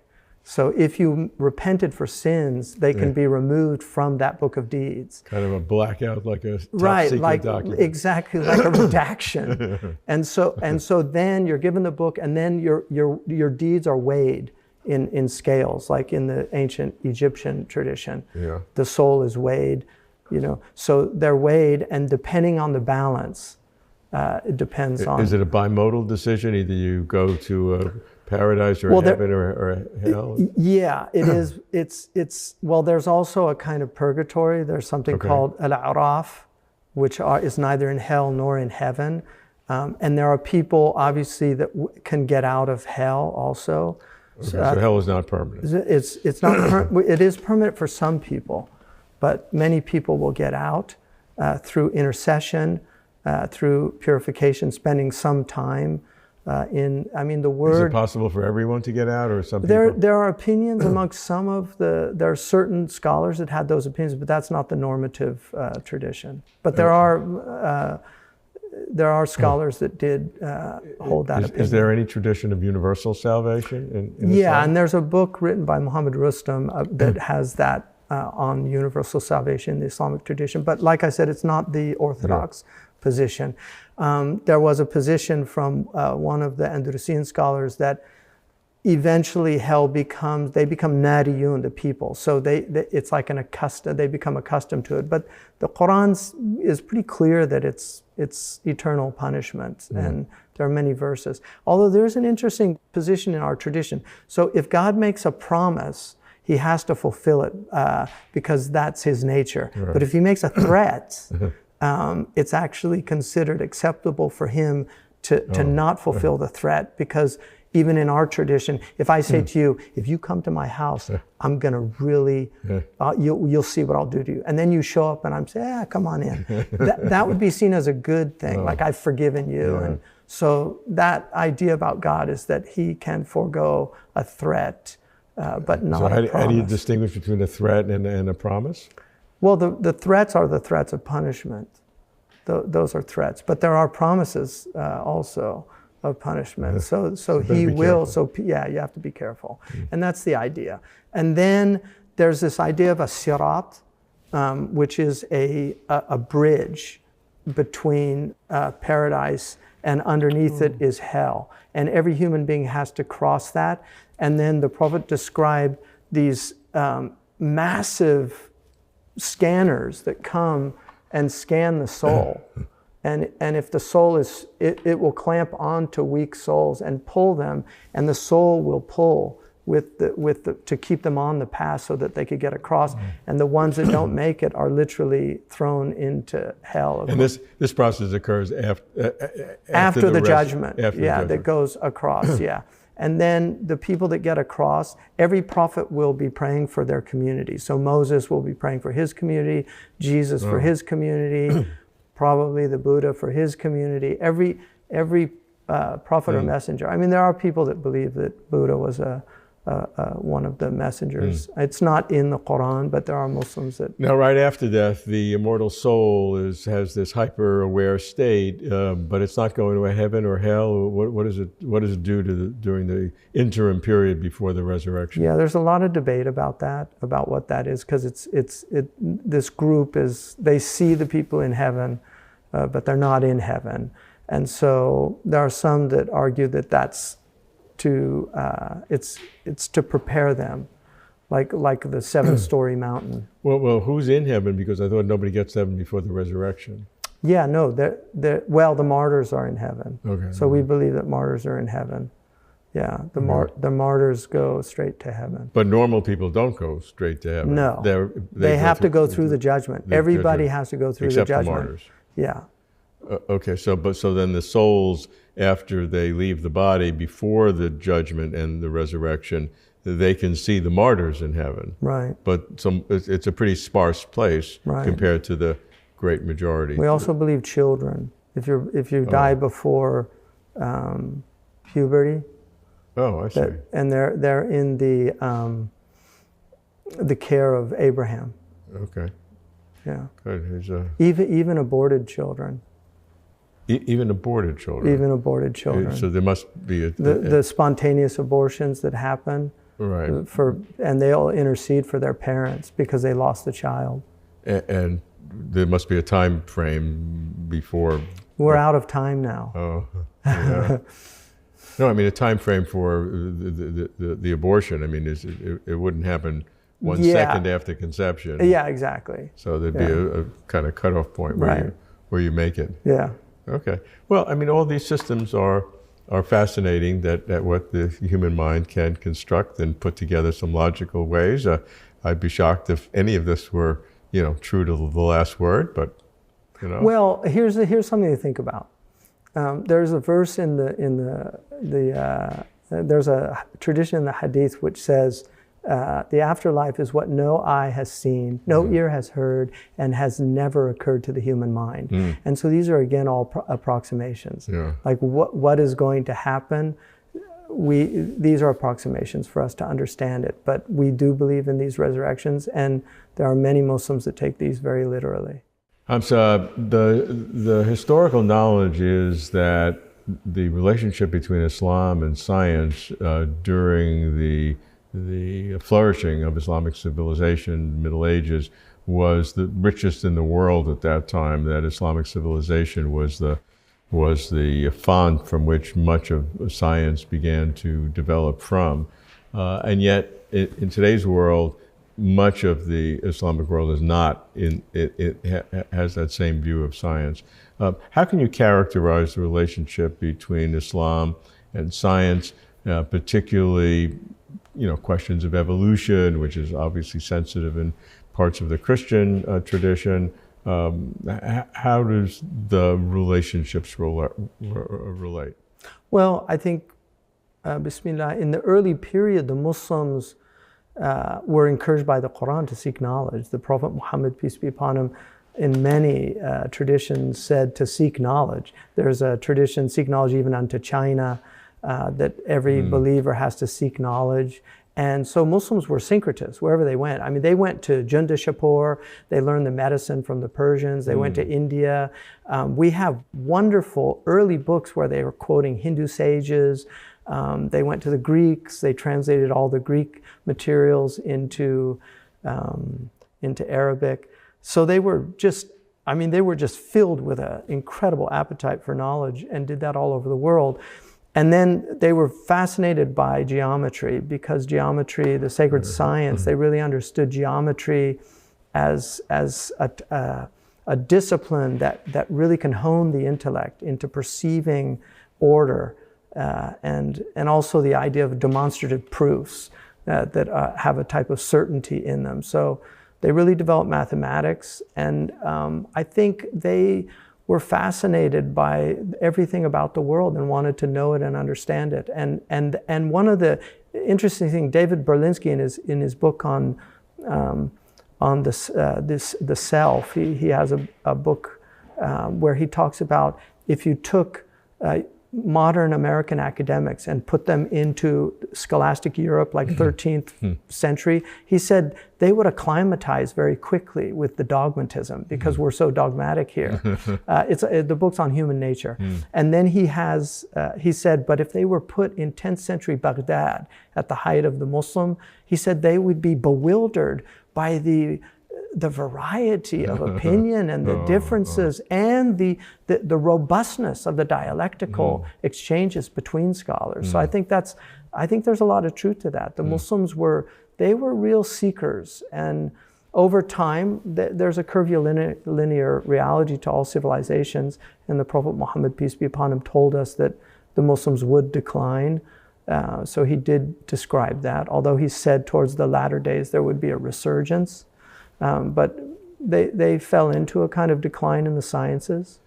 And today, what is the orthodoxy in terms of approach to science, whether it's cosmology or whether it's evolution? I think Muslims are very open to science. Many of the great scientists today are actually Muslim. There are many people at Harvard, MIT, Right. There's Turkish scientists, Arab scientists, Persian, Indian.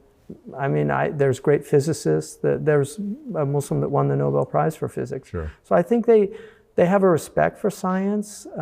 In terms of evolution, I mean, obviously evolution is, nobody can deny certain aspects of evolution. They would be denying empirical evidence that I think is very strong. But the idea of randomness, the idea that God is playing dice with the universe, as Einstein said, I don't think any Muslim could accept that.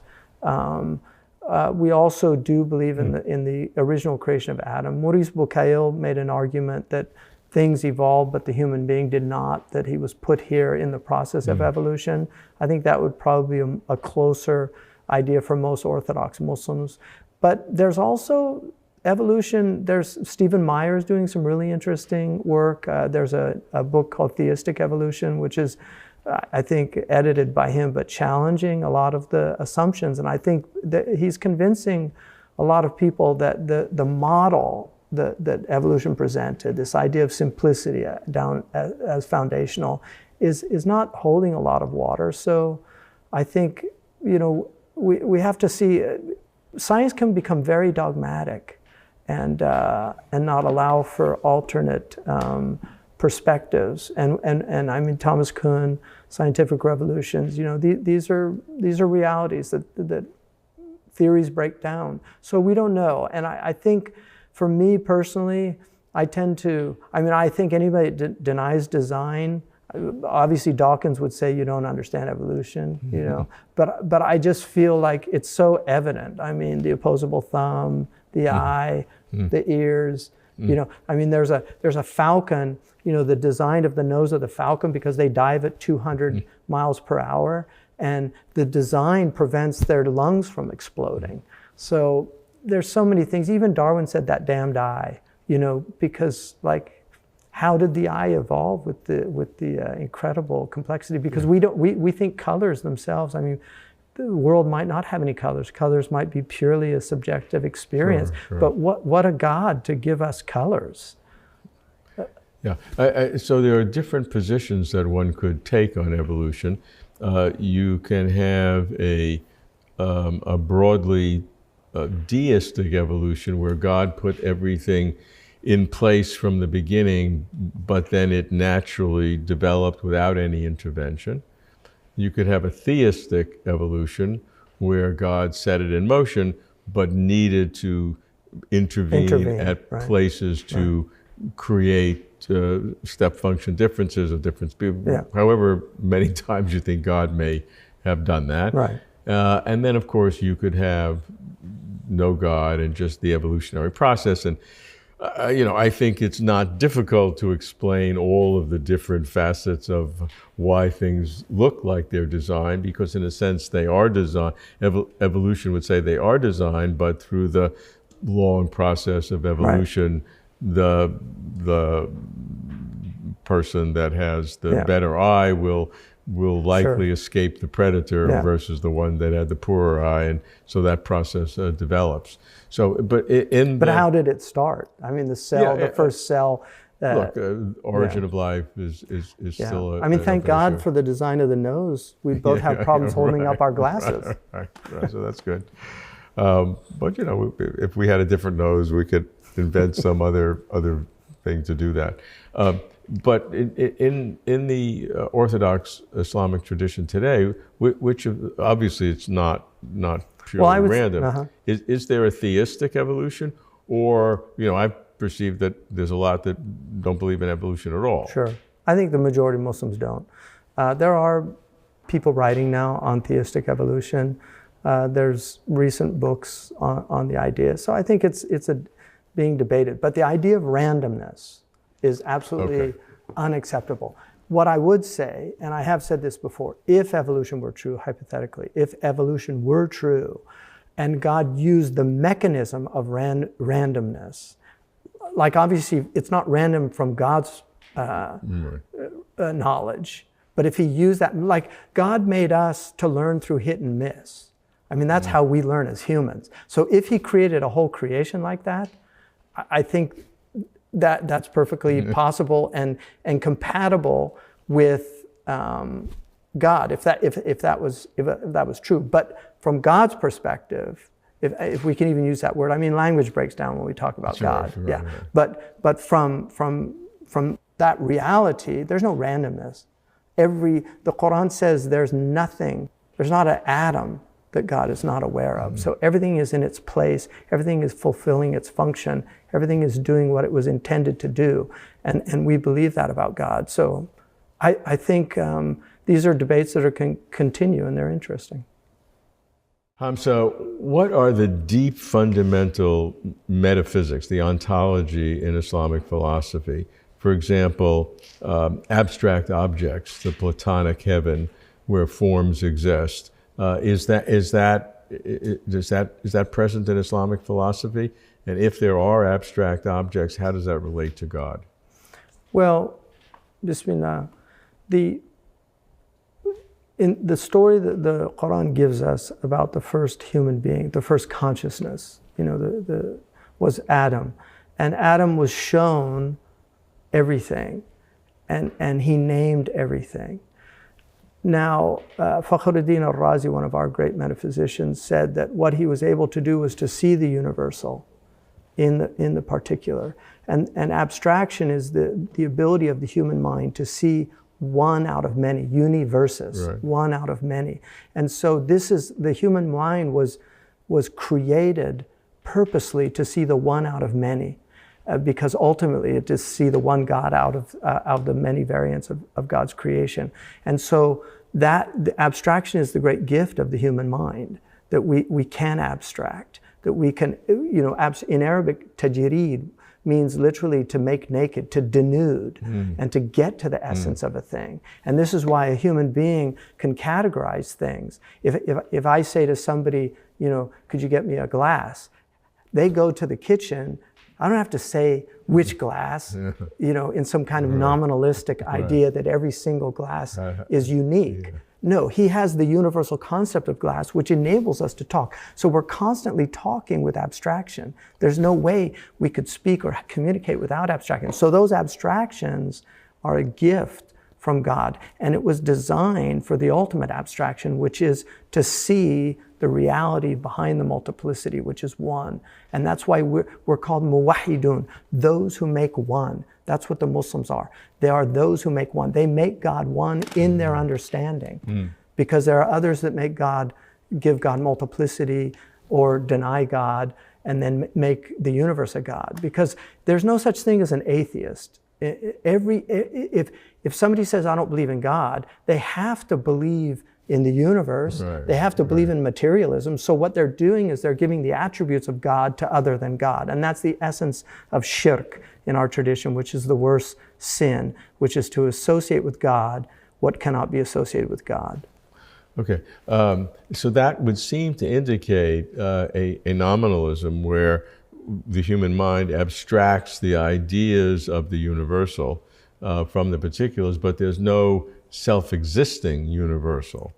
Yeah, you get into big debates. And these are metaphysical problems, and obviously Hume and his ilk completely dismiss them as just a waste of time.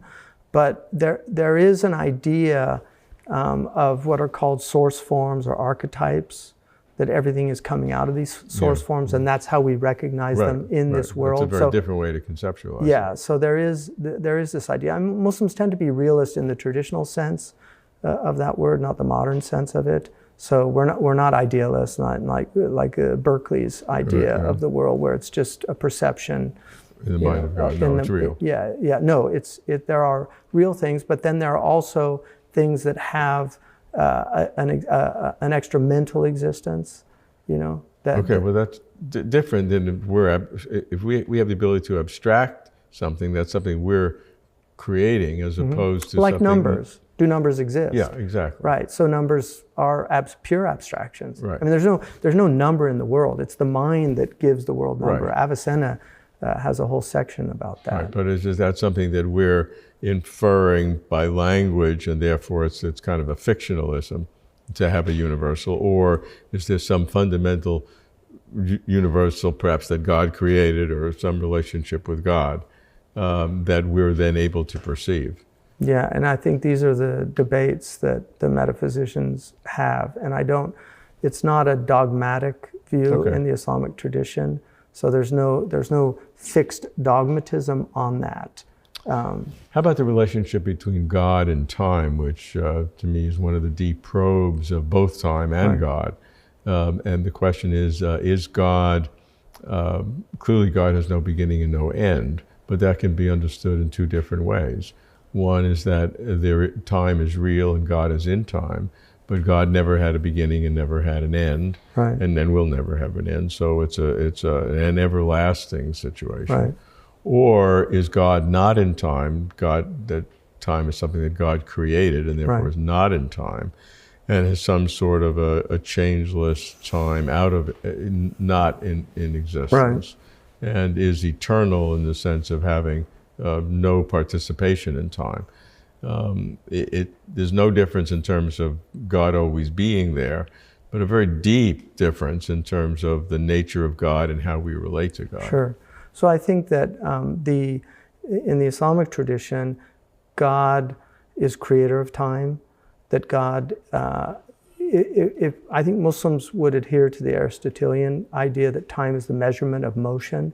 And so God has no motion. There's no space that God moves in. God is infinite. Yeah. And the Prophet Muhammad, peace be upon him, said, do not reflect on the infinity of God, but rather reflect on God's attributes.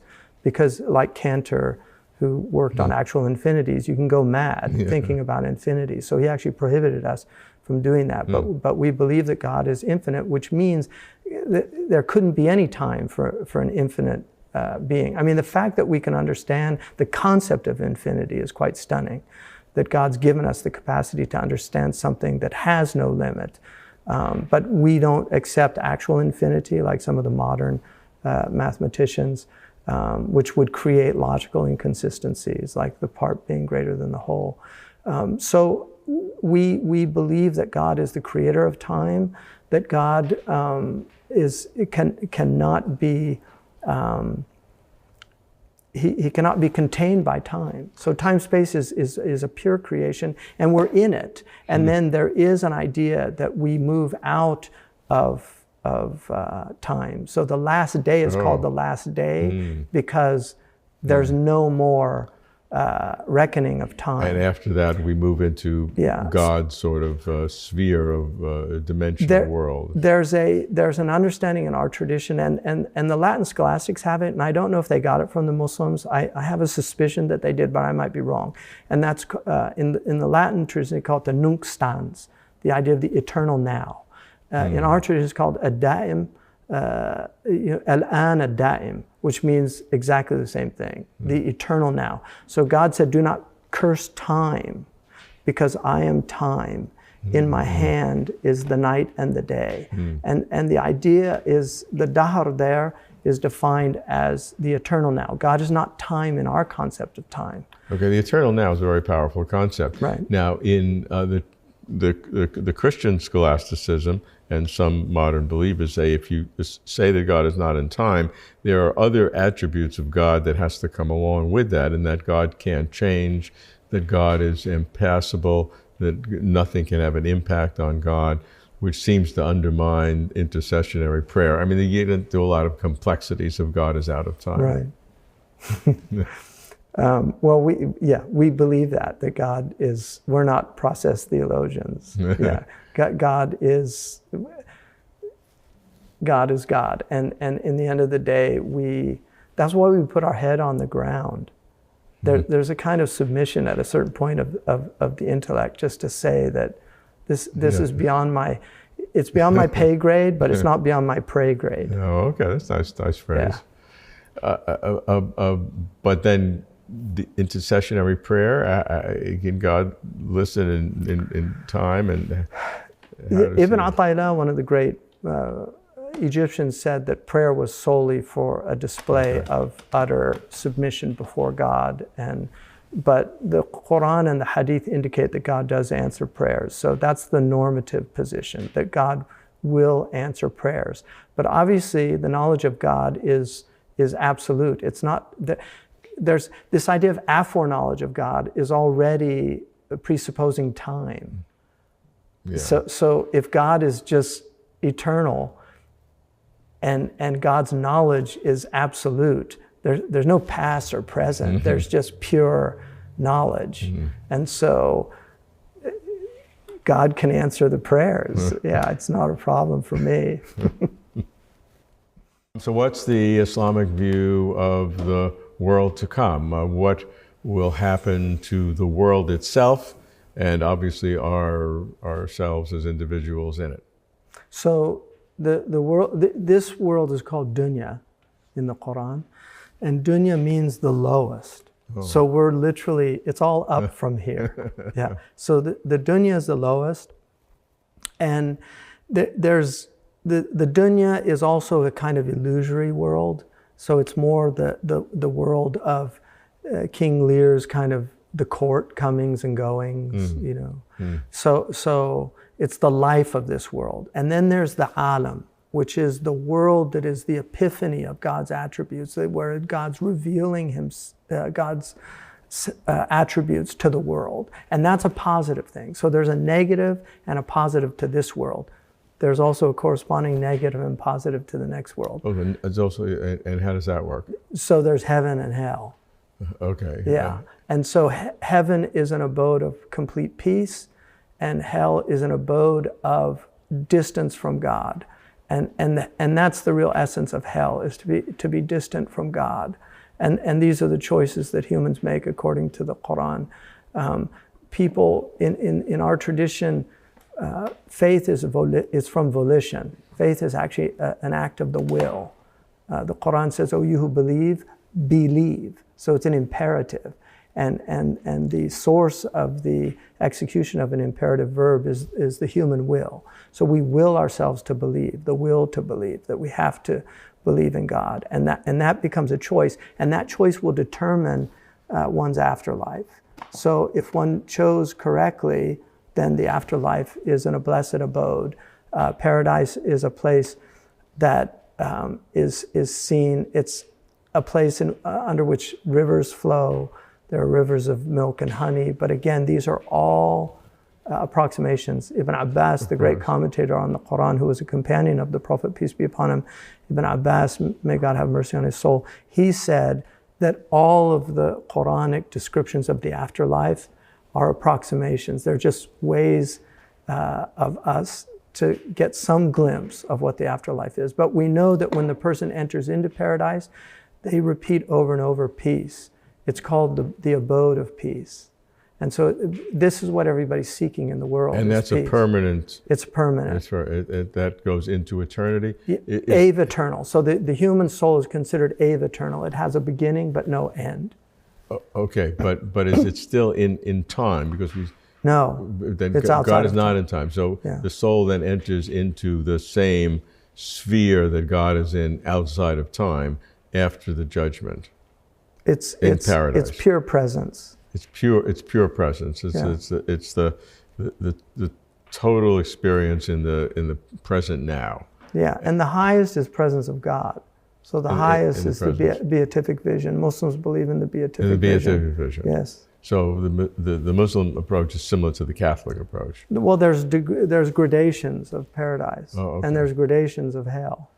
Just like there's gradations in this world. The Quran says the gradations of the next world are greater than the ones of this world. There are more. So, give me an order of magnitude. We're talking about 7, 8, or no. I think 10 trillion. Yeah, I think it's more like 10 trillion.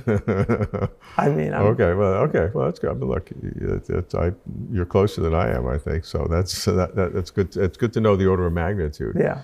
And so, and can you make transitions after that, or once you got one of your? No. You can make transitions, and that's why praying for the dead is so important here, because praying for the dead helps the dead. There's a beautiful poem by Martin Lings about praying for the dead, and he goes through each religion how they all pray for the dead, and then he says, can these and these and these be wrong? Why do we pray for the dead? In Purgatorio. If you remember the people on each of the terraces, they say, tell them to remember us when they go back. Right. They're begging him to have them pray because it will help them in their afterlife. So we do intercede for the dead. We pray for the dead. Okay. And that's why we say, peace be upon him, God have mercy on his soul. We don't mention dead people without praying for them. Devout Muslims will always always say, like if I mention Imam al-Ghazali, I should really say, Rahimuhu Allah, may God have mercy on his soul. So it doesn't have to be an exalted dead person. No, like any dead Muslim. Any dead Muslim. Yeah. Would you say that for a non-Muslim if they died? I mean, we wouldn't. It's like the Catholics, the traditional Catholicism. Okay. We pray for our dead, but we can ask that God give them the best of what he gives the people in their faith. Okay. And at this time when the soul is into this atemporal space with God or in hell and all these gradations, does the earth still exist? And does the physical world still exist, or that's all blown away? The earth is recreated. It's recreated? It's recreated, and it testifies against anyone who polluted it or oppressed it. And what's on it? God actually gives it the ability to speak. The earth will yes, speak? The earth will speak. Our hands will speak. Our tongues will speak. The eyes will speak. The eye will say, he made me look at this. The ear will say, he made me listen to this. Wow. The tongue will say, he made me say this. Right. The hands will say, he made me do this. Because they don't want to go to... They're blaming me. They're blaming the soul. Because they don't want to go to hell. Oh. Like, what did they do to deserve that? Right. So they're... That's a good point. Yeah. So the earth is raised up. Animals are raised up. Any animal that was wronged will have every dog has its day. I mean, in Islam, that's actually true. How deep does that go? Does it go to flies and mosquitoes? No, I don't think so. I think it's the sentient beings. Yeah. And so at some point there's a cutoff. There must be. I mean, I can't say for certain because there's nothing definitive in our tradition, but I would think logically. Yeah, so a pet that I had as a child. Yeah, pet. If you abuse the pet, it will have its day. Yeah. Yeah. And testify against me. Yeah. Okay, but at that time, will there still be recreation of people on Earth, or will the Earth be barren? No, the Earth it won't. Okay, so once it's done, it's done. It doesn't recreate. No. There's no other worlds and other. The Prophet ﷺ, peace be upon him, he said that the afterlife to this world is like this world is like a small iron ring in the midst of a vast desert. Yeah. So the dimensions of the next world are much greater than this world. So this is called the mulk, which is God's dominion. But then above this, there's a dimension called the malakut, and then the jabarut, divine presence. So there's different dimensions. And when you say this world, you don't mean just this earth, you mean this whole everything, cosmos. the empirical world, the whole universe. This is all called a mulk. So like this heaven is called the heaven of the dunya. There are other heavens above it. Yeah, above it, metaphorically. Yeah, of course. What about the current activities on this world in terms of an end time for this world? That's very prevalent in Jewish and Christian we have philosophy. A very strong eschatological. So what are there events that will occur that will lead to the ultimate? One of the things, I mean, the Hindus, it's actually similar to the Kali Yuga, this idea of the dark age, the last age. The Prophet predicted that children would be in utter rebellion against their parents, that fornication would become prevalent, that swearing would become prevalent. He said that foul language would become consistent. He said the Arabs would vie in building tall buildings. He said the goat herders would build skyscrapers. He said that the buildings in Mecca would reach the tops of the mountains. He told us Who that said this? the Prophet Muhammad. Oh. This is all recorded. Oh. Yeah, he said that people. He said that people would sell their souls for a paltry price of the dunya. And this has always been the case, but in the end, it's exacerbated by the numbers of people that do these things. He said religion would be on the wane, and atheism would be on the wax. In fact, he said that the end of time won't come until there won't be anybody that says Allah, Allah, God, God on the earth. So in this world, the atheists will eventually be the dominant group. And what are some other signs, like the Mahdi? He said that the time would be speeded up. He said a year would be like a month would be like a week would be like a day, and a day would be like an hour. He said blessing would be taken out of people's lives. He said that obesity would become prevalent. Obesity? Obesity, he said that. He said that also that hemorrhoids would become prevalent. Yeah, okay. He said people wouldn't move. He said that people would bring their spouse close and distance their parents. He said that people would say rumors, and they would immediately reach the ends of the earth.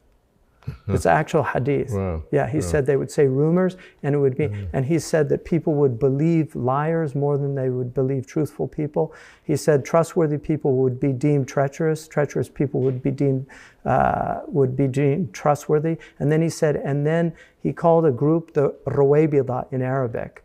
He said, and the Rawabida would manifest. And they asked him, who are, they didn't know that word. And he said, insignificant people that would talk about global events.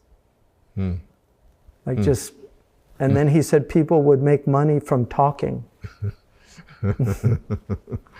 Does anybody set dates? Is there any tradition? You know, it's well known in religious tradition that it's always unwise to set a date. Yeah, right. So but people still do it. They do it, yeah. The famous one back in the 18th century, which was called the Great Disappointment. Yeah, right. Yeah. So basically the Prophet said that the signs will come near. So he said that there were lesser signs, and then there were the great signs. So the great signs will be, he talked about sinkholes, that there would be many sinkholes in the world. He said that earthquakes would become prevalent. He said that, and then eventually he said that there would be smoke that covered the people's cities, that would become like a torture, like an adhab. And he said that the Antichrist would come. So the Muslims believe in an antichristic phenomenon called the Masih ad-Dajjal, which literally means the imposter Christ. And he's a world leader who comes at the end. The Prophet said that he will travel like a wind that leaves behind a cloud trail. So, and he said he'll visit every city in the world in 40 days. It's quite stunning. He said that he would have mountains of wheat. He could command the clouds to form and rain to fall. So he could just command the sky. So he'd have all these powers, and that's why the Muslims are told not to give any consideration towards the latter days of miracles, because there would be so many miracles in the latter days that traditional peoples would see as miracles that just become common experience, for like talking to somebody on a. He also said that people would talk they would leave their families, and on their sides would be things that would enable them to talk to their families. It's a hadith. I'm not making this up. Wow. Yeah. And that's very similar to the Christian tradition, the Book of Revelation, and the Book of Revelations is his hadiths are very specific. The Book of Revelations is open to a lot of interpretation. Yeah, but I mean, yeah, St. John of Damascus was, sorry, not St. John, St. John of the book of Revelations definitely had some extraordinary vision and saw things. But there's a lot of interpretations in Christianity of what that means. But you're saying the specificity in the Muslim tradition is much greater. I've never seen, and I've had an interest in the signs of the end of time. I've never seen a tradition that has the remarkable number and the incredible detail that is given in the signs of the end of time. So if you were to tell me a secret that I promise not to tell anybody, do you have your own sense of when that might occur, or what generation, or how long? In our tradition, there's 3 last days. The first one is your own personal death. Yeah, that's easy. Yeah, and so you should always be ready for the end of time, because the end of time's coming. There's a great song called "Hello God," "Goodbye World, Hello God." Yeah, that's always coming. That I'm with you on. Yeah, and the second one is the death of a generation. The Prophet Muhammad, peace be upon him, said that in 100 years there won't be a living soul on the earth. Yeah. And so a death of a generation is like the World War II Holocaust generation. You know, they're going to be gone, and we'll have their testimonies recorded, but they're gone. They won't be able to come out and tell us their firsthand experience. And then you have the end of time, the end of the age, which there's massive earth disruption. The Prophet ﷺ, the way it's described in the Quran, is going to be like one of these terrible apocalyptic films where everybody's running to and fro. Also, the Prophet said that people would run to and fro all over the world, and he said that the pen would become prevalent, which is very unusual for an illiterate society, because the Arabs were illiterate. But he said everybody would have pens. And so do Muslim scholars or speculators think that, it could be our age, or the next 100 years, or 1,000 years, or a million years? Ibn Khaldun, the great historian, said that one of the faults of the Sufis is they always predict the end of time. It's never a good thing. But what we know is it's 1,400 years closer than it was when the Prophet told us it was near. Hamza, one of the things we hear about all the time in the common vernacular is get to know God. How do you know God? But from a philosophical point of view, what's called theological anthropology, to really understand the process, what are the components of the pieces to answer that question in a philosophical manner? How can we know God? Right. So, Bismillah, the Islamic tradition recognizes 4 main vehicles to knowledge of God. One is pure reason. The other is the data of the senses that aid reason, and then experience, especially mystical experience, and finally revelation itself. So these are the fundamental means by which a human being can come to know God. So the idea, pure reason would be the a priori knowledge that we begin to explore. For instance, we ask the question, why is there something rather than... I've heard of that question. Yeah, nothing. That's a big one.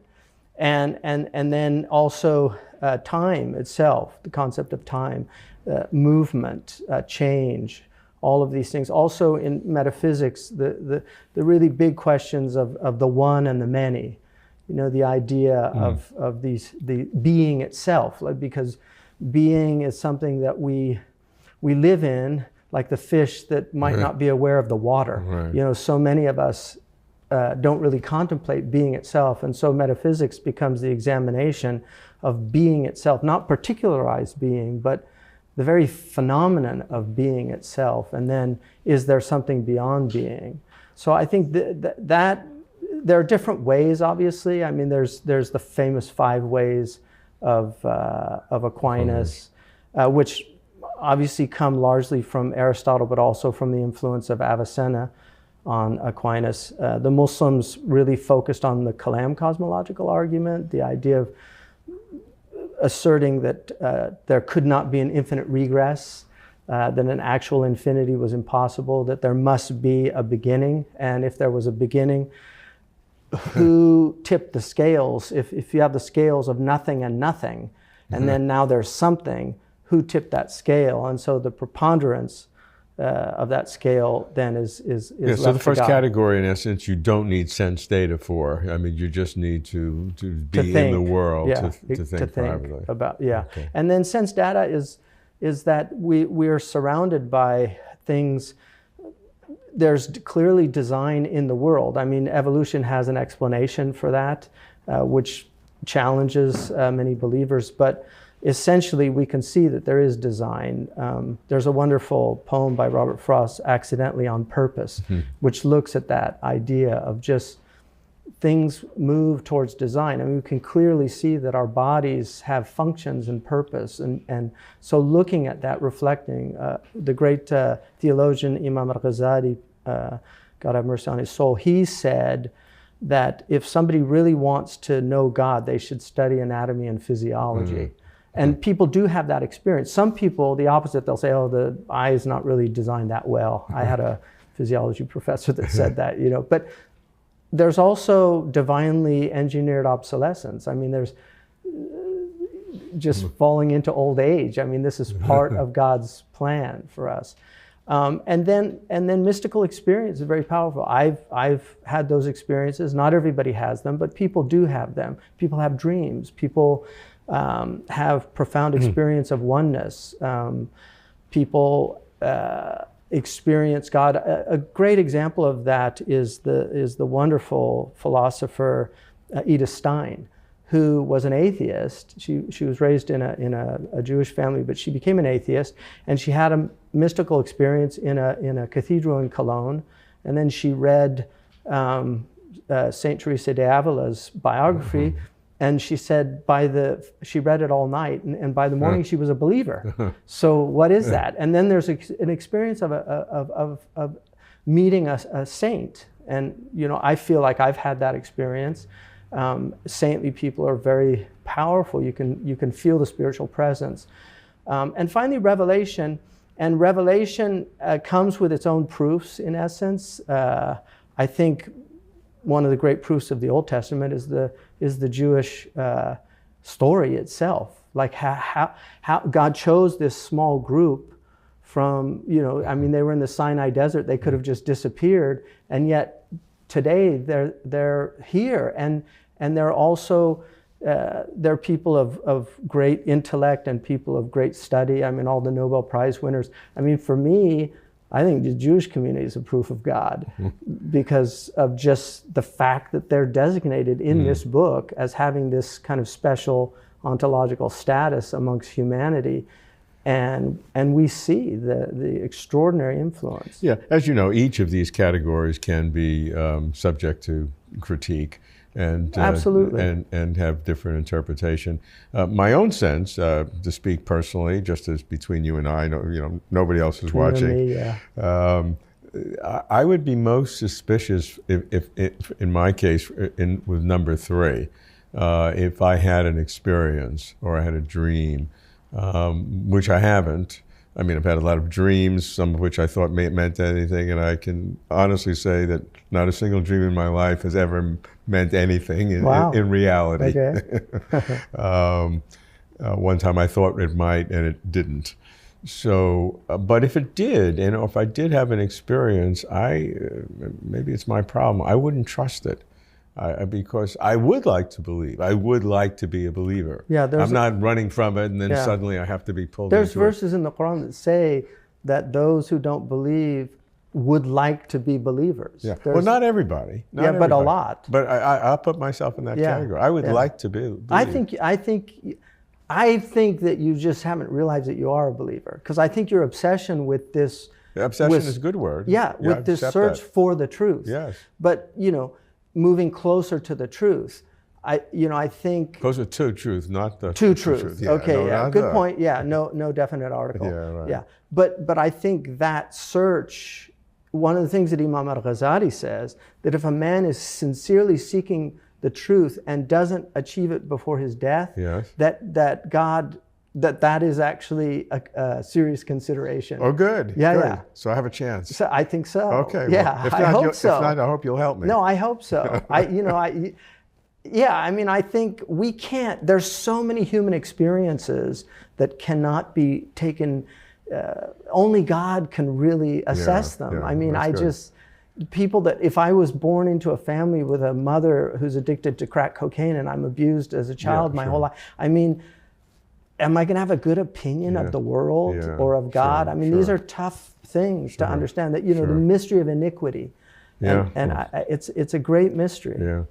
Yeah. So anyway, as I said, I would like to believe. I wouldn't trust my own feelings, but we'll see. And there's a lot of delusional people. Yeah, sure. Yeah, Imam al-Ghazali says some of the most delusional people are the mystics. Like, so he actually says that. Yeah, that's good. So, all four reasons are good. The caution is good, and the extra caution about, self-delusion, and maybe I'm super sensitive to that because of my desire. Well, I think fallibilism is extremely important for a believer. I think it's absolutely essential that we have a fallibilist perspective, that I think I'm right, but I could be wrong. Hamza, in the early days of Closer to Truth, I had the privilege to spend really 2 days with Alvin Flanagan. And one of his questions that he had posed, which I saw in his work, was, does God have a nature, like a human nature? Or does God have its own nature? And I was just startled by that idea that God could have a nature, or it's something we should explore. And I enjoyed talking to Al and a few others. But I'd love to get an Islamic perspective on that question. I mean, the word, Bismillah, the word in English comes obviously from a Latin term, natura. And the idea has something to do with birthing, and same with the Greek, physis. It's the idea of coming into being or being born. So using it in that way, obviously, we would reject that. But the idea of nature, and I think it is used in Christian theology as indicating the essence. It's also one of the meanings of the word in English. So from that point of view, definitely, we would believe that God has an essential nature. The essence of God for the Muslims is unknowable, that only God knows God's own essence. But we understand God as having an essence, but also acts and attributes. So the acts are both, there are eternal and uncreated, and then created acts also. And then we believe that that God has these attributes, and many of them obviously are mentioned in the Quran, and some are withheld from us. I think the Old Testament and the New Testament also have attributes of God. The essential attribute is mercy, according to our tradition. That is the essential attribute of God. And in fact, there's a famous hadith of the Prophet ﷺ, peace be upon him, that he's speaking on behalf of God, not from the Quran. And he says that God says, I have derived the womb, which in Arabic and Hebrew also rahim, in Arabic it's rahim. I have derived from the womb from my name, the merciful, which is Rahman. And so anyone who severs the womb is severed from my mercy. In other words, kinship bonds and maintaining them and having compassion for people. And the fundamental kinship bond is that holds us all together is that we are all children of Adam and Eve. And so you're my brother, you're a distant brother, but you're my brother in humanity. And that's why Imam Ali said that everyone is either a brother in religion or a peer in this created fraternity. So that's really important. So God wants us to express his attributes in the world. And so like showing mercy. But there's also the attribute of vengeance, that God does take vengeance for wrongs that are done that are not repented of. And so that's part of God's nature also, is that God takes revenge. And so God is a majestic creator, but he's also a beautiful creator. And these aren't mutually contradictory. The primary word you use is merciful as the primary essence. I think in Christian philosophy it would probably be love. Love, yeah, and they're related. How do those articulate? Obviously they do articulate together, but to privilege mercy over love, what does that connote? Well, I think, yeah, mercy is, I mean, one of the meanings of it, if you look in Latin, is the idea of grace has the same grace. Root meaning. Yeah. And so it's really about grace. Mercy is showing, it's obviously, I think it emanates out of, it has to emanate out of a kind of love. I mean, God has a love for his creation, which is universal, and then there's a specific love, the love of the righteous. So there are many verses in the Quran, God does not love the wrongdoers. That's in the specific love of God. But creation itself is obviously, I mean, God loved his creation. Yeah, and there are arguments, some philosophers said that God had no choice but to create. It wasn't like God had to make a decision, but God was sort of, I don't know if forced is the right word, but it was the only way it could be, is that God created. Yeah, we wouldn't accept that, because there's nothing that compels God outside of himself. But the effulgence, this idea of what's called fadl, the bounty of God, that it's part of God's nature to express that bounty.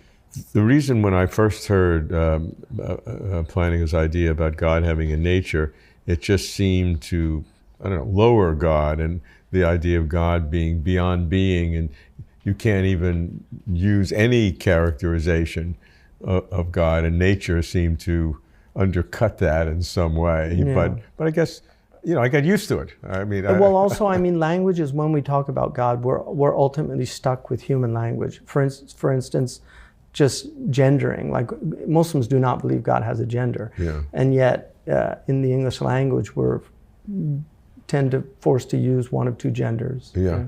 And it makes it would just make it impersonal. Yeah, and it is for something that doesn't have reason. Yeah. So it would be right. That'd be it would be unacceptable, inappropriate. Yeah. What I try to do is try to use the word God, double God. So if I had to say, if God wanted to do something, then God, rather than that's what he. I try to do. I'm trying to get out of gendered language, but it's not easy. No, and it's slightly awkward English. Yeah, it is awkward English. And Dr. Thomas Cleary translated the Quran without any gender with God, and I think he did a really extraordinary job. That's good. Yeah.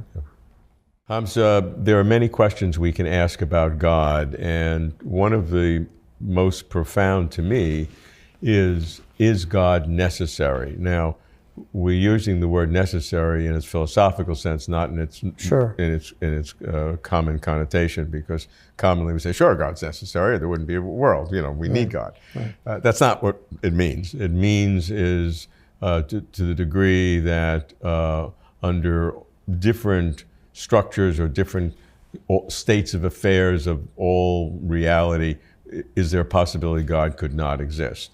And certainly from the Judeo-Christian tradition, the classical one, that God is necessary. But what do we mean by necessary? Because I can conceive of the universe coming into being, or being existing without coming into being, without a God. So sure. I don't see how God is logically necessary the way a married bachelor is impossible. So it is necessary that a married bachelor does not exist. That's necessary because it's a direct contradiction in terms of definition. But I can conceive of a world where God is not needed. So God does not seem to be logically necessary. What's the Islamic tradition on the necessity of God? Well, Bismillah, I think that first of all, the idea of the necessity of God comes from a Muslim philosopher, which was Avicenna. And his argument was the argument from contingency, this idea that if you have a contingent world, meaning a possible world, because we could have many, many possible worlds. Sure. We could have a world where we were simply blobs that lived in glass bottles and were always existent. We can conceive of amazing things. Or everything in the entire history of the world is exactly the same, except that when I put my finger here versus I put my finger here, that's two different worlds. Right. Everything else is exactly the same. And so there's literally infinity of infinities of kinds of contingent worlds. Exactly. So that's for sure. And so here we are in this contingent world. Right. And the idea is that the principle there then of sufficient reason asks for an explanation that makes some kind of sense to a contingent world. Avicenna's solution to that was there must be then a necessary being that has aseity, this idea that there's no explanation for that reality's existence. Aseity meaning that the entity in itself has all the requirements for existing. Self-sustaining, does not need anything, is incomplete. One of our definitions of God is the one that is independent of all things, and yet all things are dependent upon that God. And the essence is existence. Essence is the existence. Is not a predicate that explains it. Exactly, because then it would come out, the accidents or the attributes then would come out of the essence, and then you get into all these theological problems. So that is essentially, I think, the traditional view, but conceivability is one of the phenomena of the human mind. I mean, the fact that we can conceive of all these things. Now, the question is, again, it begs the question, your question, of the definition, because we can talk about God. Einstein had a vision of God, but it certainly isn't the God of the theologians. Spinoza, many people have had. So if we're talking about the God of Revelation, if we're talking about the God of Abraham, that is a personal God. That's a God that's actively engaged with the creation. And so that, I think, a lot of people will debate about. But I think most people, our belief is that there is a kind of principial nature. In the Quran, it's called fitra, that people, let me give you an example. Fakhruddin al-Razi, the great theologian, Persian theologian, he said that causality is a fundamental aspect of the mind. And he said you can take an infant and you can hide and throw something in front of the infant. The infant will not assume it popped into existence. It will literally walk around to find the source. And he says causation is a fundamental desire of the human being. And so that is essentially what metaphysics is. It's trying to get to the first cause. Like, where did this all begin? So Aristotle has, his argument from motion, but that's a philosophical God. That's not the God of revelation. That's not the God of creation ex nihilo. That's the God that is the first mover who's connected with creation as a cause and effect connection that can't be parted. And so the universe exists forever alongside God. So Avicenna, there's debates about in the Muslim tradition, but Imam al-Ghazali completely rejected that idea. And so Muslims believe in creation ex nihilo. So the ground of being, where does that come from? And what's sustaining this? There's a verse in the Quran that says God is witnessing all things. So that witnessing is sustaining existence. And there's a verse in the Quran that's with the most famous verse, which is called the throne verse, that says, God, there's no God but God, the living, the sustainer. And then it says, neither sleep nor slumber takes God. And in the commentaries, they say, if that was true, the whole existence would disappear. I mean, one of the most fundamental things about the world is that we assume it's continuity. Like, we get up in the morning, I planned to come here to talk to you last night. I didn't, but really, if we believe it just popped into existence randomly, so we have to conceive that it could just pop out of existence. I mean, the alternative is that it always was. Bertrand Russell in his famous debate with Copleston. Copleston eloquently put forth the arguments you and I probably agree with, and in a much better way than I could ever do. Brilliant man. And Russell got up and said, the universe just is, and that's all, and sat down. That's to me, that's a very glib answer.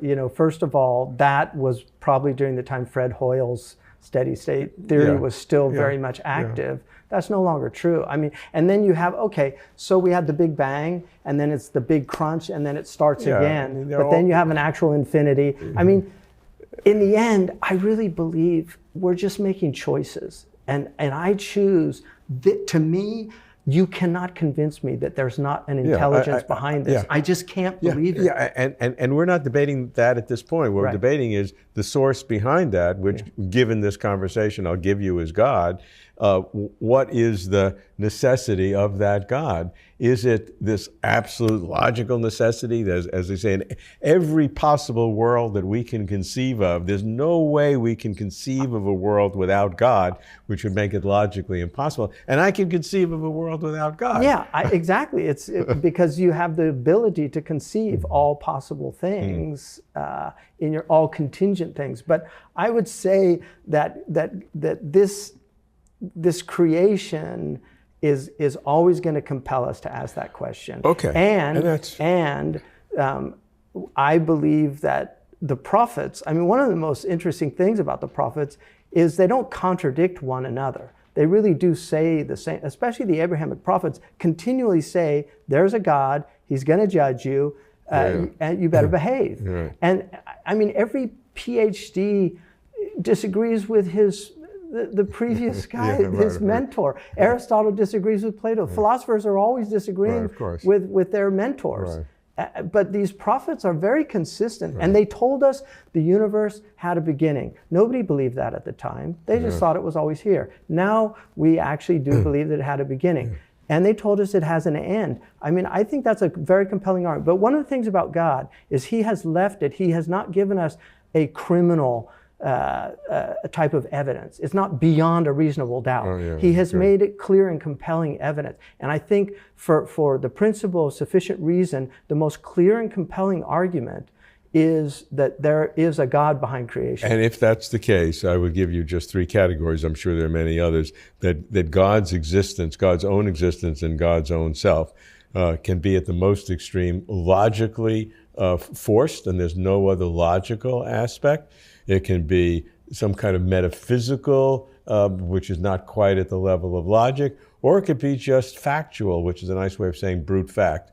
You know, it just is. Not that we don't know. It's not an epistemological question. It's an ontological fact that God just is, and there is no metaphysical or logical reason for it. It's just a brute fact. It's the ultimate brute fact. I mean, those are three possibilities.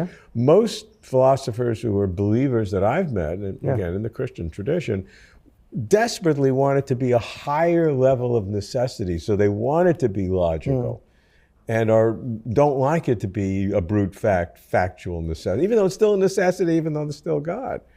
I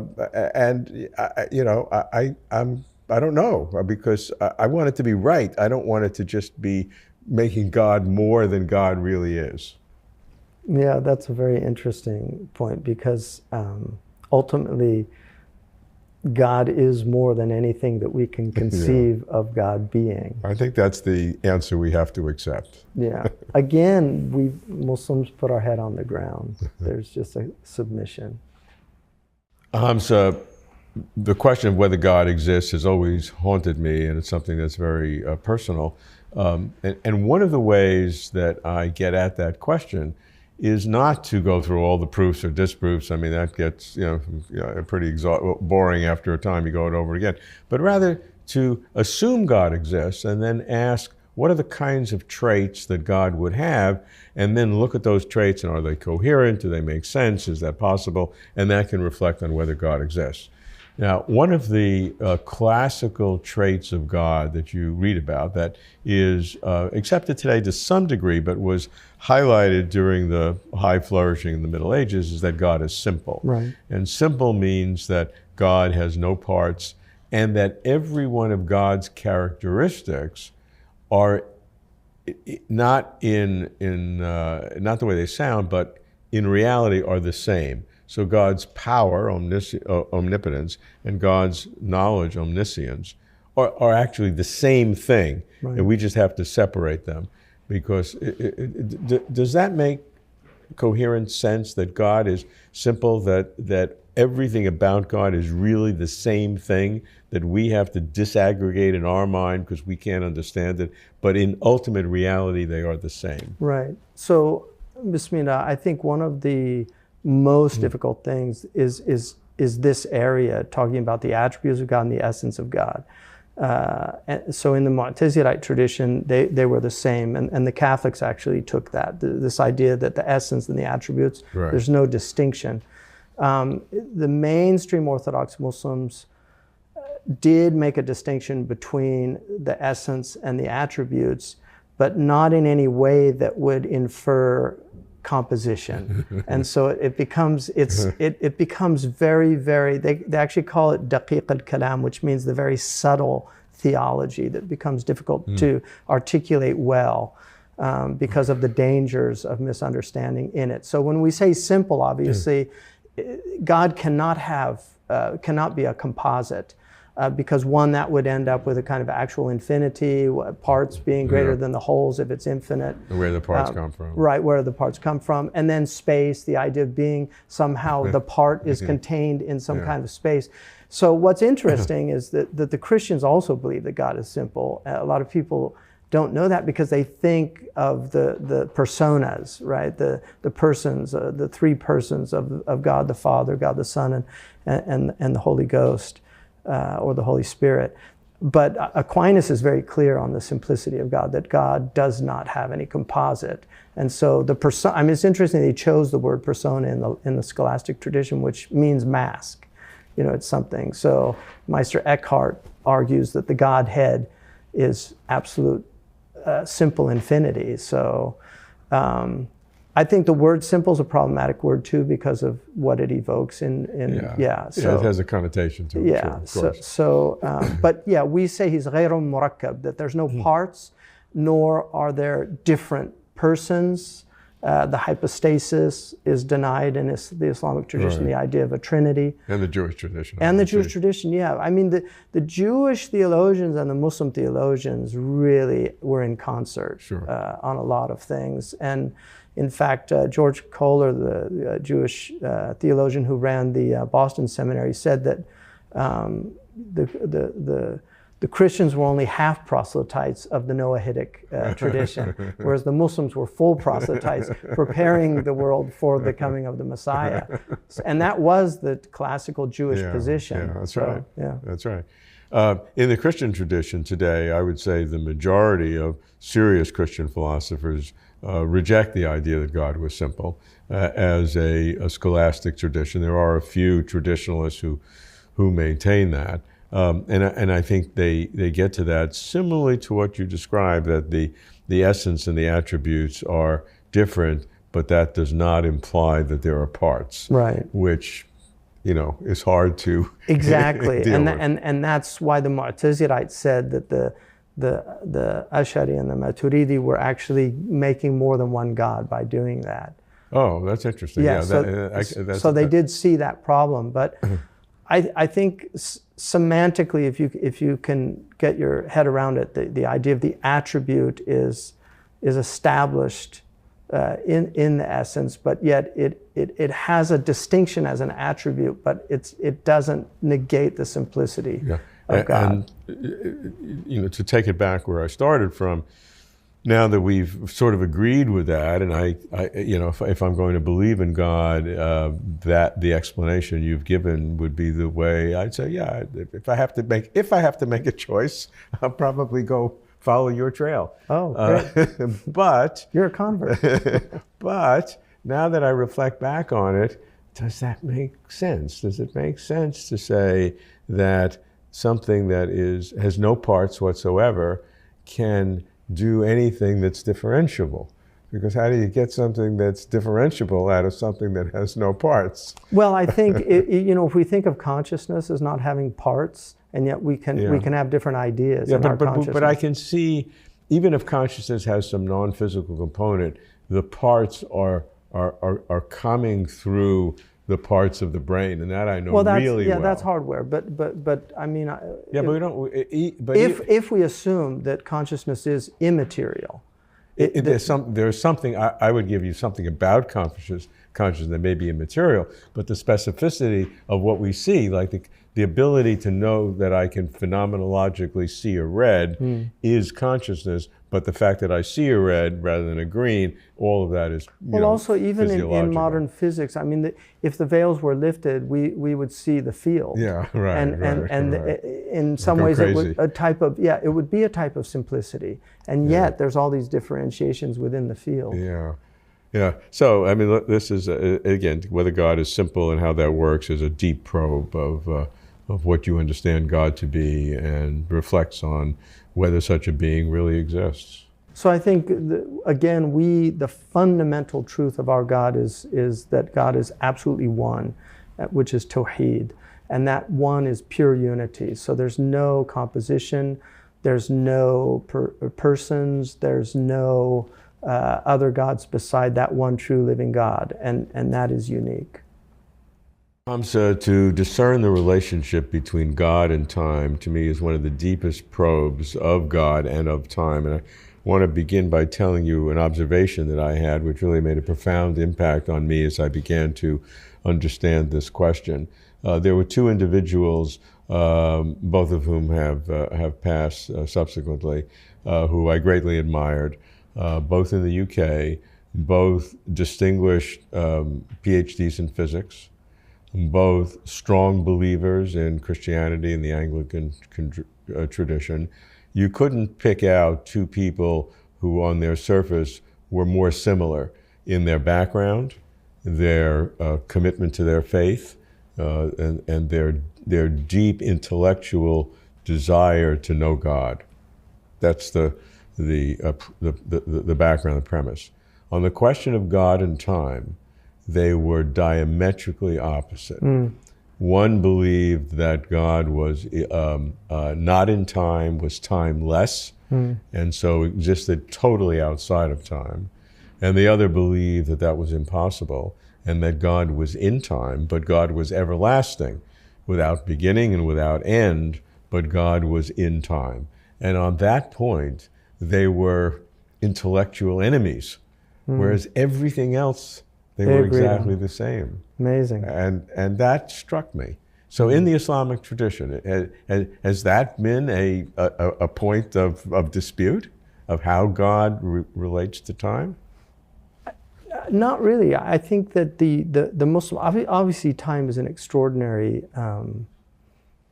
experience. We're all experiencing it. We're in it, and it's movement, and it's the measure of movement, and creation is constantly changing, and yet has this extraordinary sameness, like the fact that Central Park is Central Park. It goes through its seasons. We walk through it. That statue's there, and yet time, those statues, are getting older, and things begin to fade, and buildings need renovation. So change is happening all around us.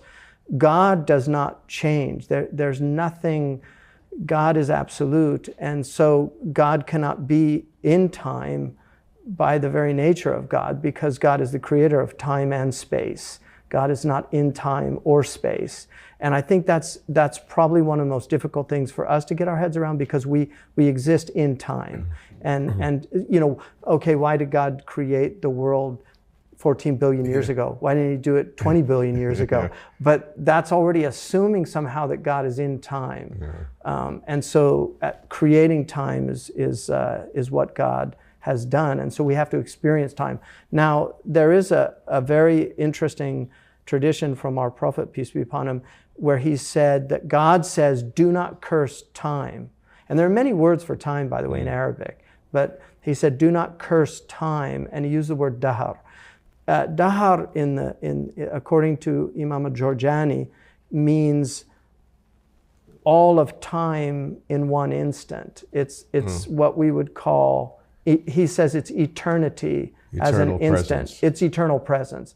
And so the traditional commentary, though, is that because the hadith says, in my hand is the night and the day, the metaphorical hand of God. In my hand is the night and day, meaning that time is God has created it, and so we shouldn't curse it because it's from God. That's one interpretation. The other is the idea that God is eternally present and infinite, and that nunc stans, that eternal now. The Old Testament verse that articulates with that is that to God 1,000 years is as a day, and a day is as is 1,000 years. The Quran quotes that, and also 50,000 years to indicate that it's relative. Yeah, 1,000 years is, you could have picked any number you like. Exactly. Yeah. So with God, it's all. Yeah. Now, I mean that has a coherence to it, absolutely coherent, and we now believe that time.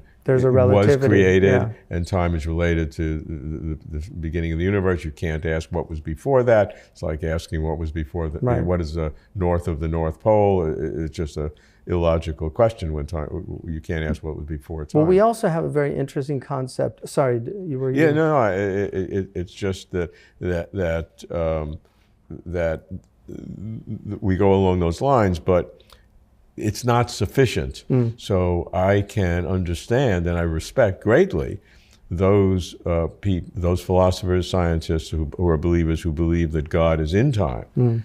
To pick names, John Polkinghorne was one of the physicists I was referring to, Richard Swinburne.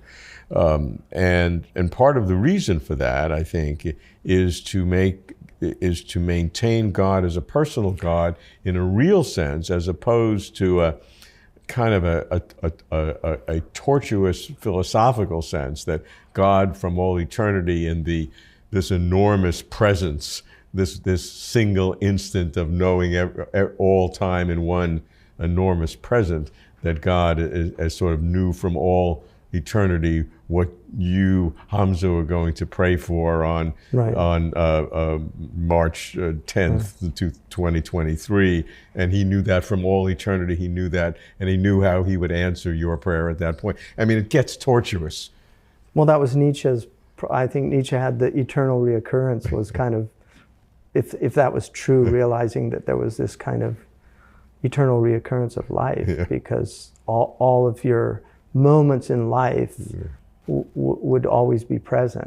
Very, very interesting. So I think people tend to overthink things, and I I just feel like I'll shut down at that point, because our prophet said, don't reflect on eternity, because the intellect can't take it, and there are mysteries in religion that are impenetrable, and that's where submission comes into it. This idea of just submission. Like I feel that my life has shown me enough evidence, especially providential evidence, of a caring, loving God. That's been my experience. And it's not that I haven't had really difficult times, and I haven't suffered, and I haven't had childhood trauma and things that have happened to me that are very disturbing and disrupting. But overall, I feel there is a providence in the world working that's very powerful, and I think also that time.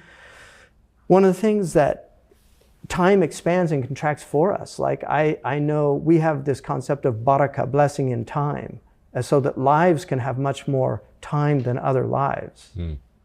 So, we both know that one of the strongest.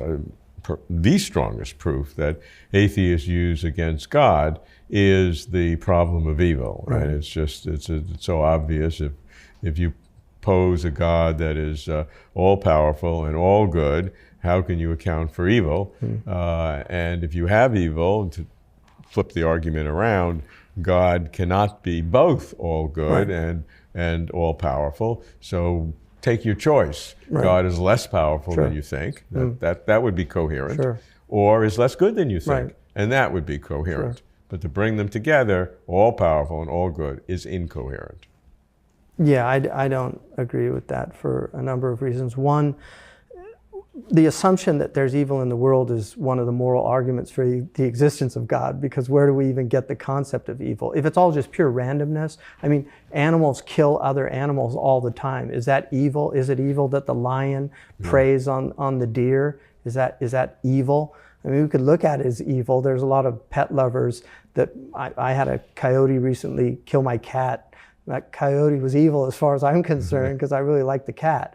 But God is the creator of it's all God's dominion. And therefore, whatever God does with his dominion, if I take this coat and you see me burn the coat, you can say, and this is the brutal answer to this question. I like brutal answers. Yeah. So if I burn the coat and you say, hey, that was a perfectly good coat, what are you doing? Well, I could know that the coat was actually infected with some kind of thing. You don't know why I'm burning the coat, but the point is you don't have any business telling me what to do with my property.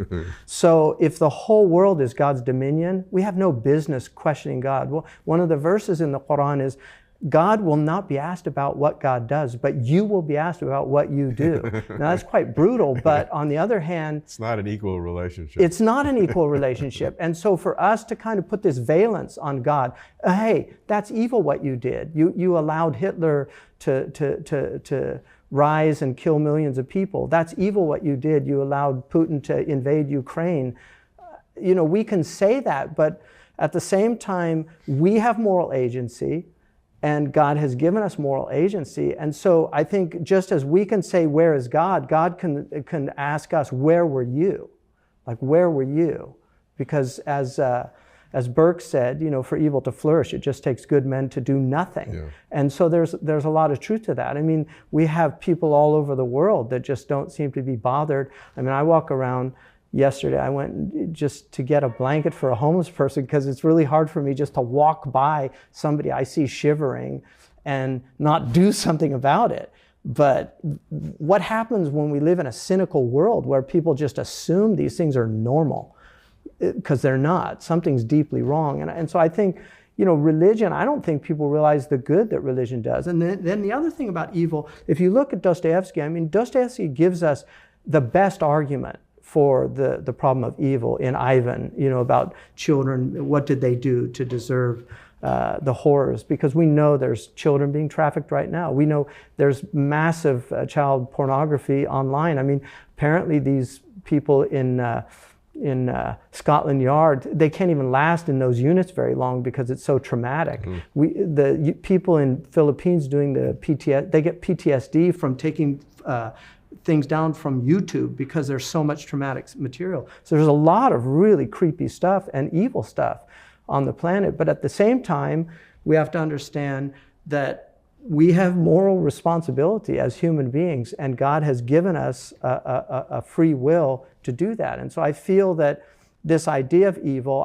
what Ivan ends up committing suicide, just going kind of mad, right? And then or rather going mad. And then Ilyosha and Father Zosima are his representatives of the tradition of believing in God and acting accordingly. And in the end, it's, Hara Karamazov when he reunites all these little children. So he had great concern about the problem of evil. Another example is Henri de Lubac, who uses Nietzsche and Dostoevsky as the two quote-unquote prophets of the modern age, and he shows how one gives us an example of coming to terms with the evil in the world by believing in God and working to reduce that, mitigate it, and the other is Nietzsche, who tells us we have to become gods. Look, I appreciate that, but let's look at it from God's perspective. The Muslim tradition, and I assume you believe, that God created the universe and had conscious knowledge of and knows everything what the universe will be. So I think, therefore, in the simple syllogism, you believe that when God created the universe, God knew the extent of evil that would exist. Right. Is that that's fair? Absolutely true, yeah. And therefore, God was happy, quote unquote, to create a world that had all that evil. Well, I think to fulfill the purpose, because Helen Keller once said the world is filled with sorrows and travails, but don't forget it's filled with the overcoming of sorrows and travails. I think there's more people. Every mother that takes her child to the breast, every mother that gets up with that cry in the night, every man that goes out, and risks his life, to save people, the fireman who goes into the building. I mean, all these things are happening all over the world. And I think it has to be 51-49. There has to be more good than evil. I don't think God would sustain a world that had more evil than good. So I'm just on the side of good, and that's where I want to reside. Yeah, and certainly that's legitimate, but the question is, why is there the 49? I mean, could you create a world, could God have created a world? God had a choice in creating God worlds. did create a world without evil. It's called paradise.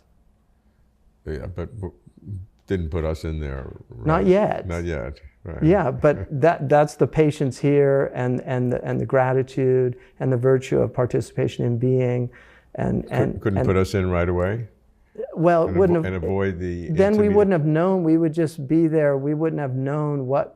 I mean, one of the things about human beings is the incredible ingratitude that human beings display. And one of the things in the Quran, the devil swears an oath, I will lead them all astray except your sincere servants. And you will see that the majority of them are not grateful. And so there's this desire to remove gratitude from the human being. Like, I feel grateful. I genuinely feel grateful. And I always wonder about atheists. Like, how, you know, if you had the sunrise or the sunset once a year, every human being would go out there to watch it every year. It would be this amazing display. One of the reasons but people see it every day and it's no big deal. One of the reasons I believe that there's so much atheism in the modern world is that artificial light has just completely obliterated the heavens. When I lived in the Sahara, many nights I was in tears just looking at the stars. You know, and the Bible reminds us that the heavens declare your glory. You see those stars, and Plato said that God put the order of the stars in the heavens so that we might see them, reflect on them, and desire to bring that order down, as above, so below. So I just feel like people, if they would wake up to reality, if they would wake up to reality. I mean, I don't think we do enough as even with all the evil in the world. Yeah, it's horrible, and I think I could make a great argument for why religion's horrible. I think I could make a great argument for that. I could help you with that. Yeah. So, but I could make an argument that without religion, it's a lot more horrible. Hamza, of all the Christian philosophers that I have spoken to, all but one, to my recollection, would vehemently fight with me when I would say, is God all-powerful? Is God all-knowledgeable? Is there evil in the world? Yes, yes, yes, you believe in God. Then God created evil. I mean, I'm trying to be a very simple approach to it. And I'd get fights back and never make any progress. There was one who was different from that, who said that there's no way to get out of that God created evil, and went through the process. Right. I really don't know the Islamic view of whether God created evil. Bismillah. So Muslims believe that there's something called the qadar, which is traditionally translated as fate, destiny, but the root meaning of it is the idea of measuring something out. So there's an idea that God has measured everything out. He's given us enough rope to save us or hang us. And so moral evil is a result of the sinfulness of human beings. So what comes from that? And there's also an understanding that a lot of natural evils are either one of two things, that God is, there's a punishment that could be involved. It's not for us to decide, but it could be a punishment, or it could be an elevation in rank, and to take martyrs amongst them. For instance, our Prophet said that anybody that dies from a house collapsing on him is a martyr. It's a martyr's death, so they go straight to heaven. So all the people that died in the earthquake by their houses collapsing on them, they're considered martyrs. And also dying of sudden death is a martyr's death, like in a car accident, falling from your animal. Dying from like stomach cancer or something like that is a martyr's death. So there are many deaths, the Prophet said, that are martyr's deaths because of the intensity of the death, and also the lack of time that sometimes that people have to make amends and do these things.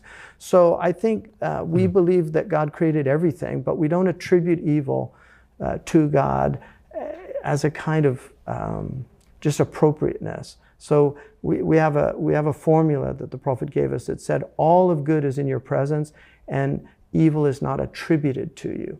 But we believe that evil is part of God's creation.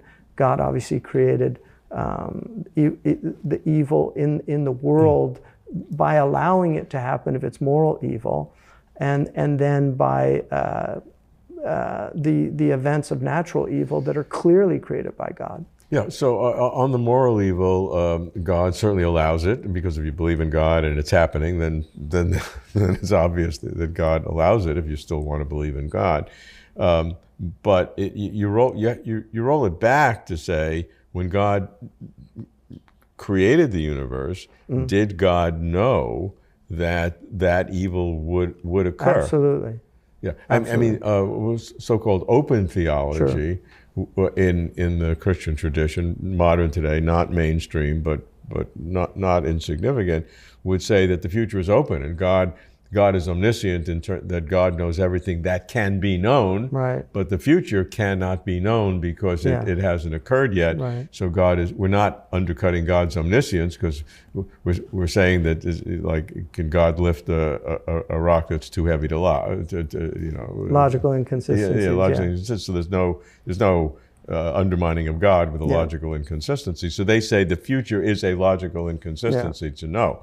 So that's a coherent explanation. Right. It may not be satisfying to you, but it's a lot, or to anyone. But it's a logical consideration. Well, there's a famous saint in Turkey who had his students, and he wanted to appoint somebody to follow him. So he asked all his students to reflect that night on what they would remove from the world if they could. And so the next day he comes, and the first one says, I'd get rid of murder because it's the worst thing. And the next one says, I'd get rid of alcohol because it's the source of so much evil. I'd get rid of adultery. They all giving their things they'd take out of the world.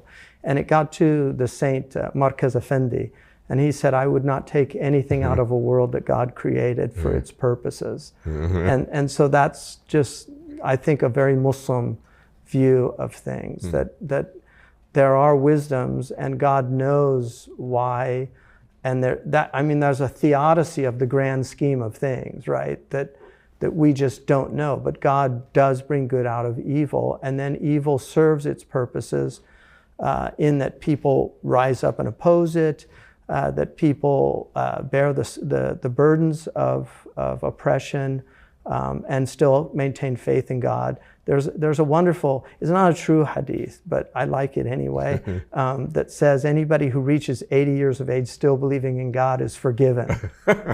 So I got a couple to go, so I'm almost there. Yeah, but I think the idea, if you live long enough, you're going to see a lot of very troubling things. That's a great one. I like that. Yeah, even if it's not true, if it's not a real one, but I'll quote you.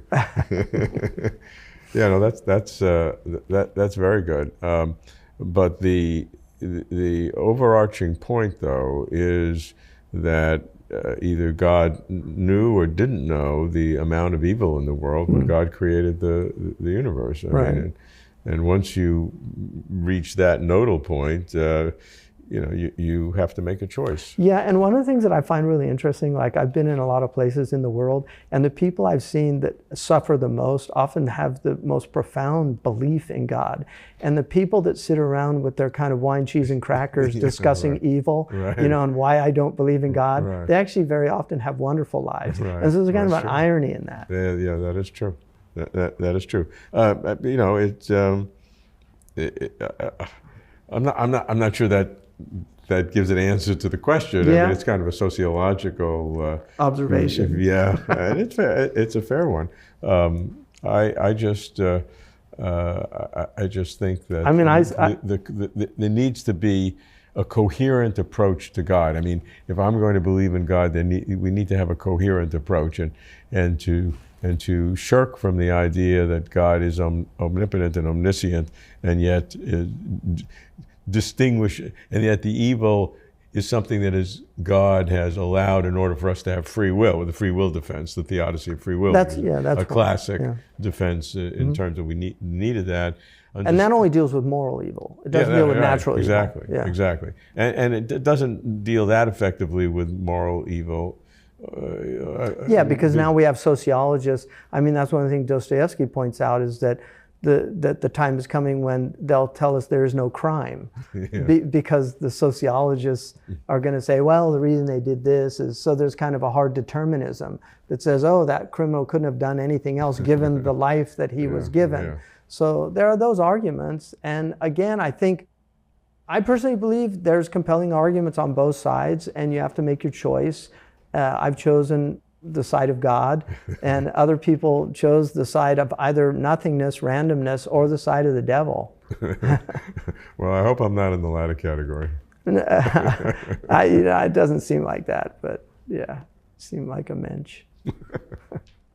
Hamza, the classic Abrahamic religions, all of them certainly believe that God intervenes in human affairs, both in our personal lives and in the flow of history and nations in one form or another. The question I always have is how does God do that?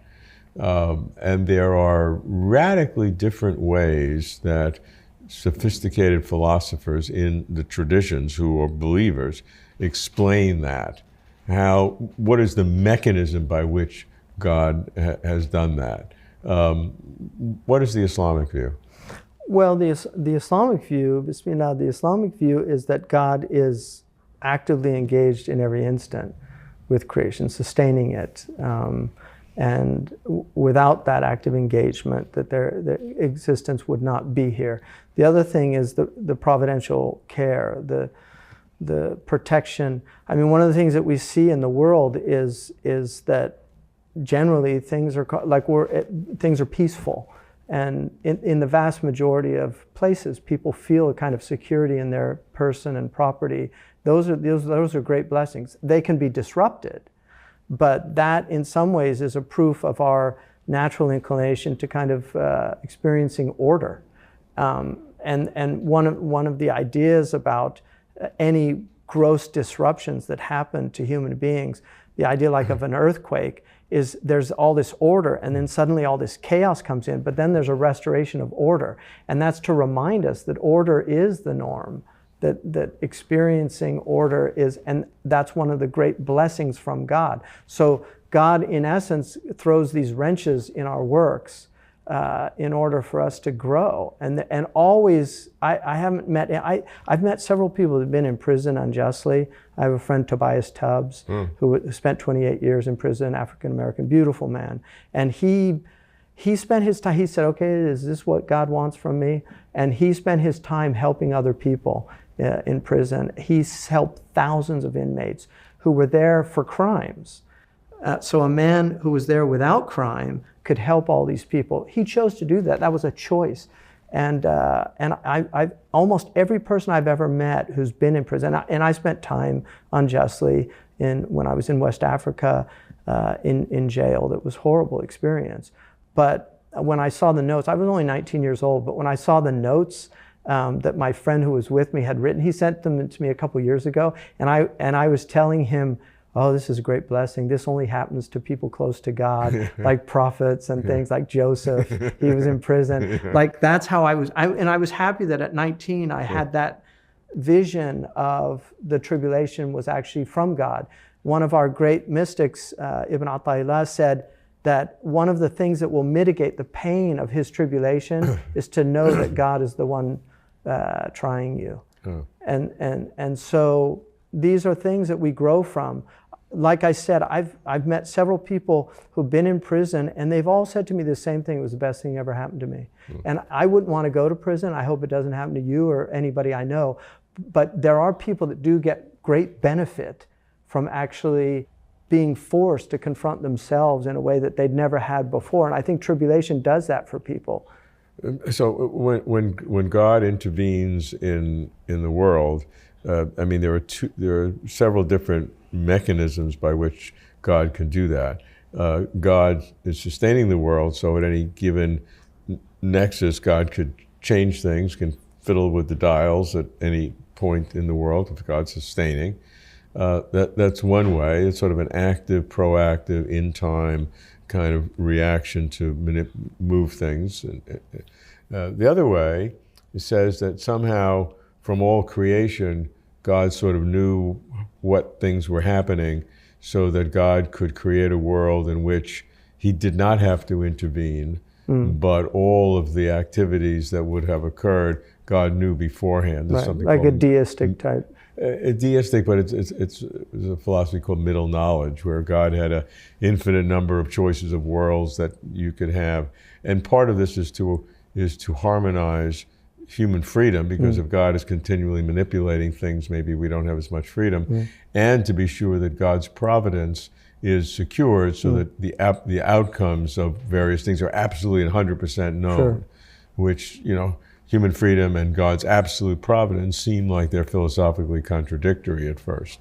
And so how do you deal with that? Well, so do you privilege one over the other, human freedom versus God's providence? I mean, there is a kind of soft determinism. There is an idea that things are fated and that we accept that, but at the same time we believe that we do have free will. So it's kind of holding those two in a kind of balance. And that's why whenever anything in the past has happened, we just say, mashallah, God has willed that. And that, according to the Quran, is to free your heart from the stress of, oh God, if I only if I only done that, if I'd only done that, that it eliminates that problem. That's good. Yeah, that works. That's it nice. works. Yeah. It does Whether work. it's true or not, irrelevant, it works. It works, and it's very effective. And that's why Muslims tend to be fatalists about the past, but they're not fatalists about the future. They believe that we have choices. And so, there's a trope that says, oh, Muslims are fatalists, but it's not actually true. We do believe that God has given us the ability to choose. And even if we have neuroscience that tells us, oh, before you make the choice, there's already things there's a lot of problems with happening in your brain and things like that. But that would be God's foreknowledge preparing you for the choice that you are going to freely make. It doesn't, these things for believers, I mean, that's why, in essence, religion is kind of in the Popperian sense, it's non-falsifiable, because we really can come up with some kind of solution to the problem. And it drives people that are, not believers a little crazy. But I just feel again that we're going to search for the best answers, and maybe there's answers that we haven't found yet that we'll find. Maybe these great beasts of computers are going to end up telling us things that we. I doubt that. But Yeah, that's I do my too. Own, that's my own personal I do too. bias. But who knows? You know. So I mean, look, we have free will. We have God's providence, and it seems to me that if I heard you right, that you have to be a little soft on both in order to harmonize them. Right. Because some people say that's not true. Say you can keep them both hard and maintain some logical principle. But I don't see that. I like softening both of them, because then they work. Yeah, I think we're in agreement on this. Imam Ali was once asked, do we have free will, or is there just choice? And he said, lift your leg. Right leg, and he lifted his leg, and he said, now without putting it down, lift the other one. He said, I can't. He said, it's between those two. So, I mean, we didn't choose our parents, despite what New Age people say. We didn't choose, the type of health we would have. There is some level of choice in health, but generally, if you had bad genes, you didn't choose that. Yeah. Hamza, all of the Abrahamic religions, in their essence, believe in divine providence. But there's a distinction between what it means, as I've discerned it, between those who believe that providence means that God will know the total outcome of the world, maybe individual nations, and that the end result is certain and that things will be positive, the devil will be put in prison or whatever it is. And others who believe that not only that, but God knows every single event, every single movement of every single molecule and every single part of the universe, and that's what providence means. In the Islamic tradition, which are the two, something in between, how do you deal with divine providence? They're both, from a Muslim perspective, they're both absolutely true. So on the one hand, the creation is moving towards a destiny, and that destiny will be fulfilled in another world. And there's a providential care in assuring that that happens. And then on the other hand, we believe that God is directly engaged in every instant with the creation, sustaining it, and according to the dominant understanding, actually recreating it in every instant. So there's a kind of occasionalist belief that many Muslims hold. So that means that God is providentially taking care. For instance, we actually believe if we took your temperature or my temperature right now, it'd probably be around 98.6 in our measurement with Fahrenheit. That's God that's doing that. And if it goes up, that's God. If it goes down, that's God. If your blood sugar, you take sugar and the insulin's released, that's God. So that's providence for us. God is in every instant taking care of us. And then when it goes wrong, it's also God. That is...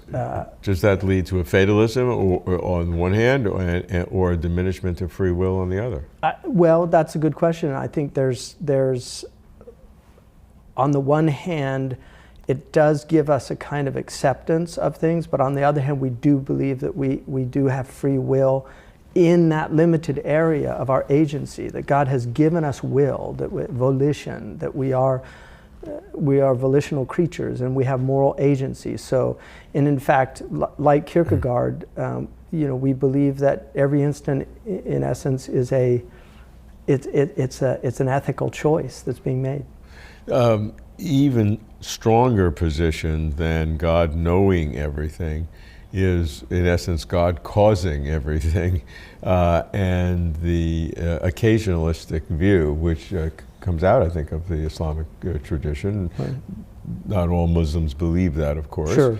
But it is a way to intensify strongly God's involvement in exactly. the world, and basically that says that in the causal process of anything going on, that God has an active role as opposed to just setting the stage and the actors, meaning the molecules, doing their thing. Right. That at every stage God is in those in the causal chain. Which is why the mystic who experiences God directly sees that reality. There's a great Egyptian scholar and mystic, Ibn Ata'illah, who said, when was God absent that God needed to be proved to exist? That for the mystic, God is never absent. Yeah. And there's a tradition where the Prophet Muhammad said, as people draw closer to God, God becomes the eye with which he sees, the ear with which he hears, the tongue with which he speaks, the hand with which he grasps, the leg with which he walks. So in other words, there's an experience of that divine reality. What's the extent of the belief in occasionalism where God is involved in the causal chain of everything that happens? Is that mainstream or not? It's mainstream. I think that would be the dominant belief. There are people that believe in secondary causation, but the vast majority of Muslims would hold, at least the scholars. I mean, a lot of common Muslims might not know, but that is right. The view of Imam al-Ghazali, of many of the great scholastics of Islam, and it became the dominant creed. The way I put it is there's the quantum and the Newtonian. Yeah. So at the Newtonian, we believe in secondary causation. That if I harm somebody, I'm responsible for the harm. God didn't cause it. Yeah. I caused it. But at that quantum level, we would say that everything is created by God. It sounds like a contradiction, though, because the quantum level sits below the Newtonian in a sense, and that's the real stuff that's going on. Well, I mean, I think they're both real. We're living. I'm not going to walk through the wall. I'm not going to jump off this building. I mean, we're living in a Newtonian world of Newtonian physics, of cause and effect. But there is a world underneath it that, I mean, they're challenging even the whole concept of cause and effect now at places like CERN, that is there really cause and effect? It's a longer conversation, Yeah. but the concept of occasionalism, though, some have said had undermined the process of science, because if God's involved in all the causation, then science takes a lower position in the Yes, in the hierarchy. I don't. That argument does not convince me at all, because first of all, the Muslims, when they were at the height of their certainly their prowess civilizationally, they were at the forefront of sciences. That's correct. And many of them were actually occasionalists. So it didn't stop them from working with the world that God has given them. I mean, the foundational text that we believe by Imam Nasafi says that the reality of things is fixed. It's, حقائق الأشياء ثابتة, it's fixed. And the knowledge of those things is realized. So and then it talks about the way that we know those is through facts and through the five senses. So empiricism is real for the Muslims. I mean, we believe in empirical science. At the same time, you believe in occasionalism. Yeah, and I think there's a type of challenge for people to hold contradictory thoughts in their mind. Einstein, I think, said it was a sign of genius. So I think the Muslims maybe had a type of genius that people haven't really appreciated.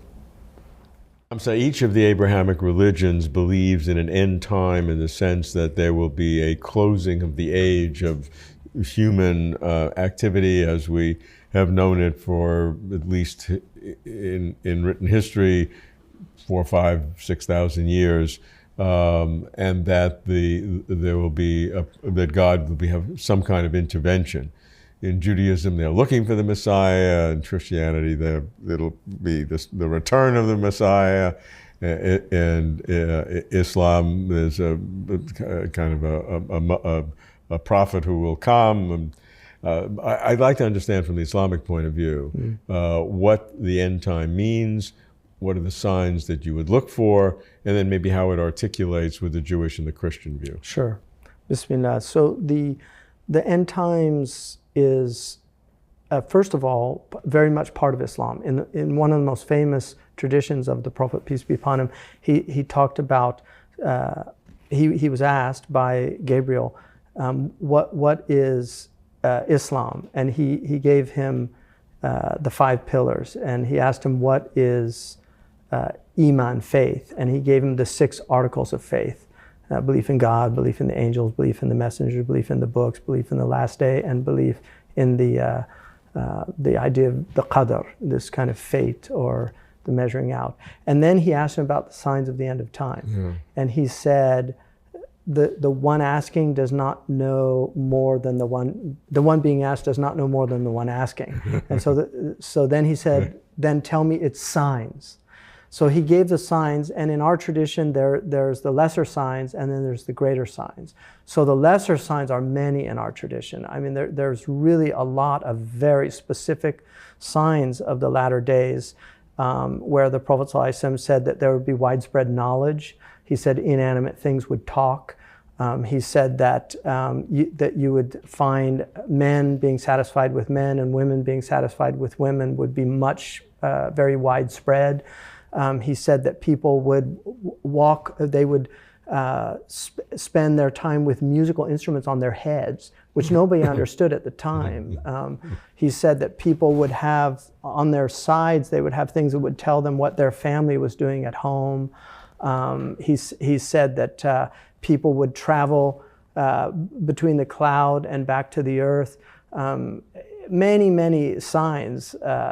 He said that metal would speak, nataq al-hadid. I mean, it's very interesting signs. He said that the skyscrapers would, that there would appear buildings that would reach the mountain tops. He said that the destitute Arabs would compete in vying to build bigger and bigger buildings. He literally said destitute goat herders amongst the Arabs would compete to building higher buildings. He also said that there would be wars like the Christian tradition, wars and rumors of wars. He said that people would speak and their lie would reach the horizon instantaneously. So many, many signs that he told us about. But then there's these great signs. Certainly all the smaller ones, one could say, as you've described them, they're already here today. Yeah, they're already here. And I think many Muslims have felt that a lot of Muslims I've heard, they ask me, are these the latter days? You know, they kind of feel that. They think you know. They think I know. I don't know, but they do feel like you know, are these the latter days? And it's a legitimate question to ask. Seems like it is a legitimate question. In the end, the Muslims believe so. These major signs, we believe in this antichristic world leader that comes called the Masih ad-Dajjal. We also believe in the second coming of Jesus, who is we believe is the Messiah that the Jewish community missed, and that he will come at the end of time. So you believe that Jesus' return as the Messiah is a sign of the end times, or that is the end? That's we're almost at the very end. Yeah, when once Jesus returns, but there will be a period. So how does that differentiate from the Christian view? Well, the Christians see Jesus as part of the Godhead. Right. Sure. So, there is a sophisticated Catholic and Orthodox tradition of the dual nature. There are some Christians that believe in the monophysite nature. I think a lot of evangelicals seem to believe that Jesus is God, so they believe that he's coming back as God, you know. Okay, but in the Muslim tradition, but Jesus is coming back. He's a prophet. As part of this process. Any other prophets coming back? No, but some say that Elijah is. There is a belief in Elijah as an immortal. There's actually another Jewish guy in there. Elijah is very interesting. Yeah. How about what I read about I forgot the name, Mahdi? The Mahdi. Mahdi. So there is a belief in the Mahdi. What is that? That's a dominant belief. But there are scholars who believe that there's no Mahdi except for Jesus, that Jesus is the Mahdi. But the dominant belief is that there is a person who comes back and revives Islam and unites the Muslim community when the world's filled with a lot of injustice. And the Prophet ﷺ, he said that Islam would last 30 years as a political phenomenon. Only 30 years. And when his grandson Hassan, that was literally at the 30-year point. And then he said it would become monarchies. And then he said the monarchies would be followed by tyrannies. And the monarchies would be followed by tyrannies, and they would be horrible. And then he said then it would go back to the prophetic model, which Muslims understood to be the Mahdi. It's very strong in the Shia tradition. I think some of the Shia saw Barack Hussein Obama as kind of a sign of because Hussein is held very high in both Sunni and Muslim, Shia, but particularly in the Shia tradition. Yeah. So he disappointed them in the end. I think so. Yeah. So with if the Mahdi comes back, unifies the Islam, is that a sign of the end, or is that the end itself? And it's not the end. No. So the end, eventually, there's an understanding that it will go back to the loss of that prophetic tradition, and then there will be, a terrible war, that happens, a kind of Armageddon type scenario, and then basically the worst people will be left. And then the end comes. And then what happens? How do we make it better? Does God intervene in some way? Or?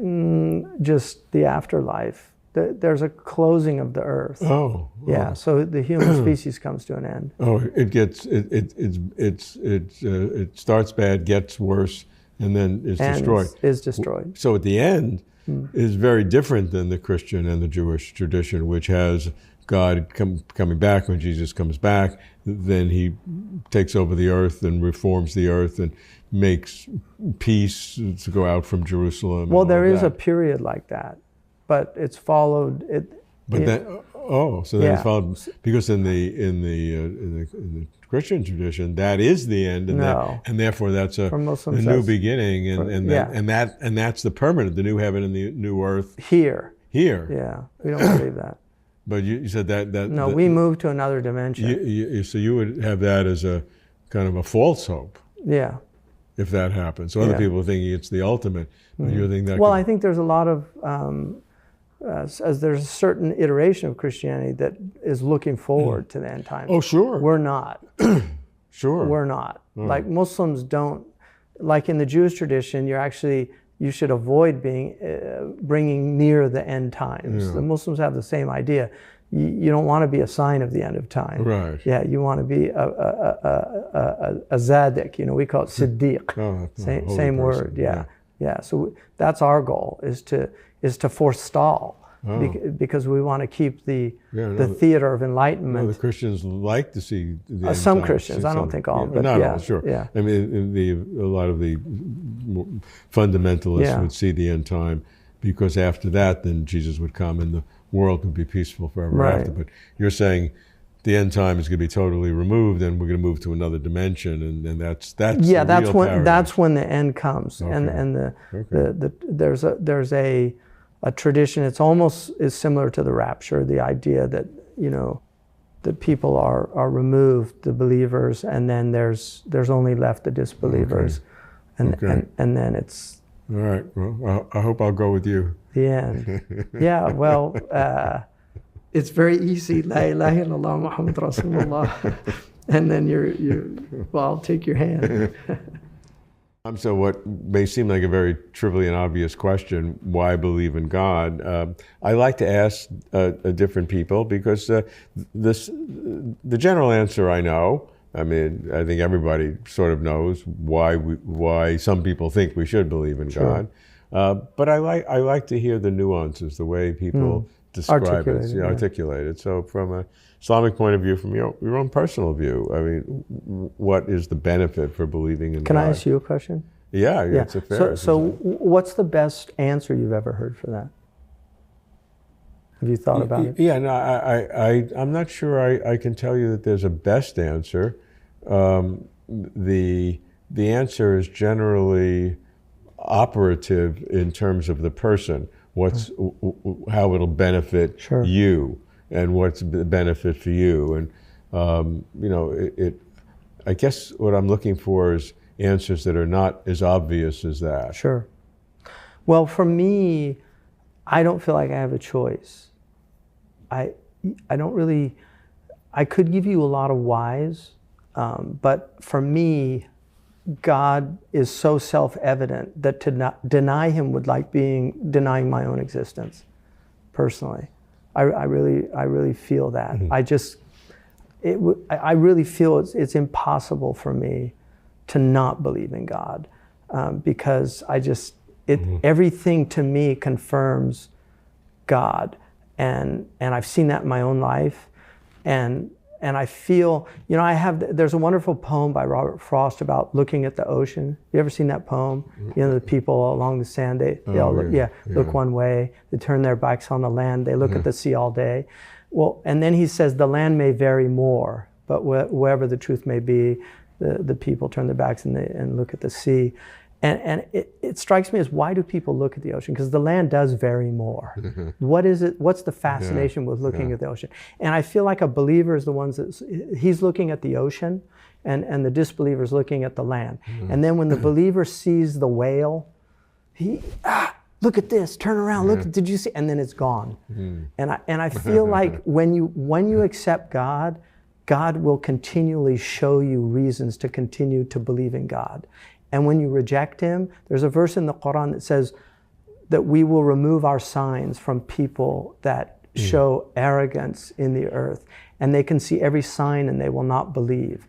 And so the most important thing is the Catholics have this tradition of the skeptic's prayer, which I actually really like.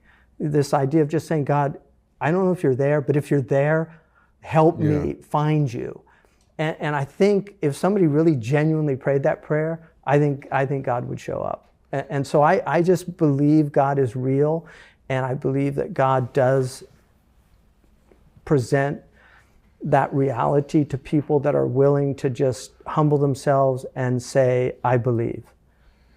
Yeah, I easily can see myself in that position because I really do want to. It's just that I worry about fooling myself. I'm not worried about others fooling me. I'm egotistical enough to know that no one can fool me. You can't fool me, but I can fool myself.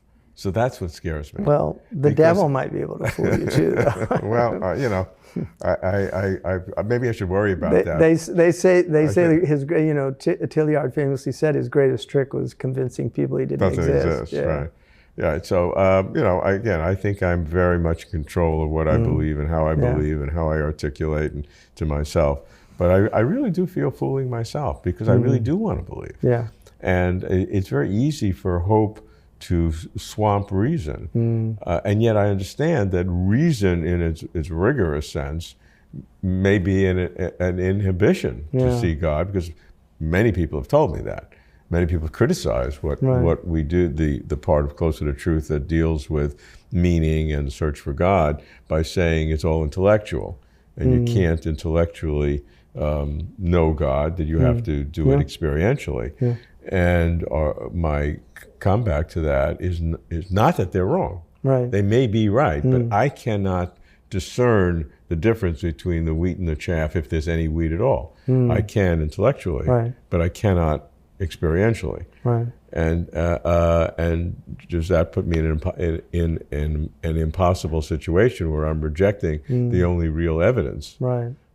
Well, I think again another why is, for me, is that it seems to be the most obvious explanation for being here and being as coherent as we are. The fact that our minds are so beautifully correspondent with creation itself. I mean, how could we know something like the universal law of gravity? Like, how could our minds be so matched to the universe to know that? How could we work out things like fine-tuning and the anthropic principle?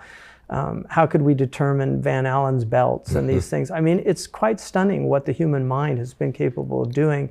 And that mind is constantly generating thought. And where does that thought come from? Jalaluddin Rumi says, silence, ask God, and the answers will come.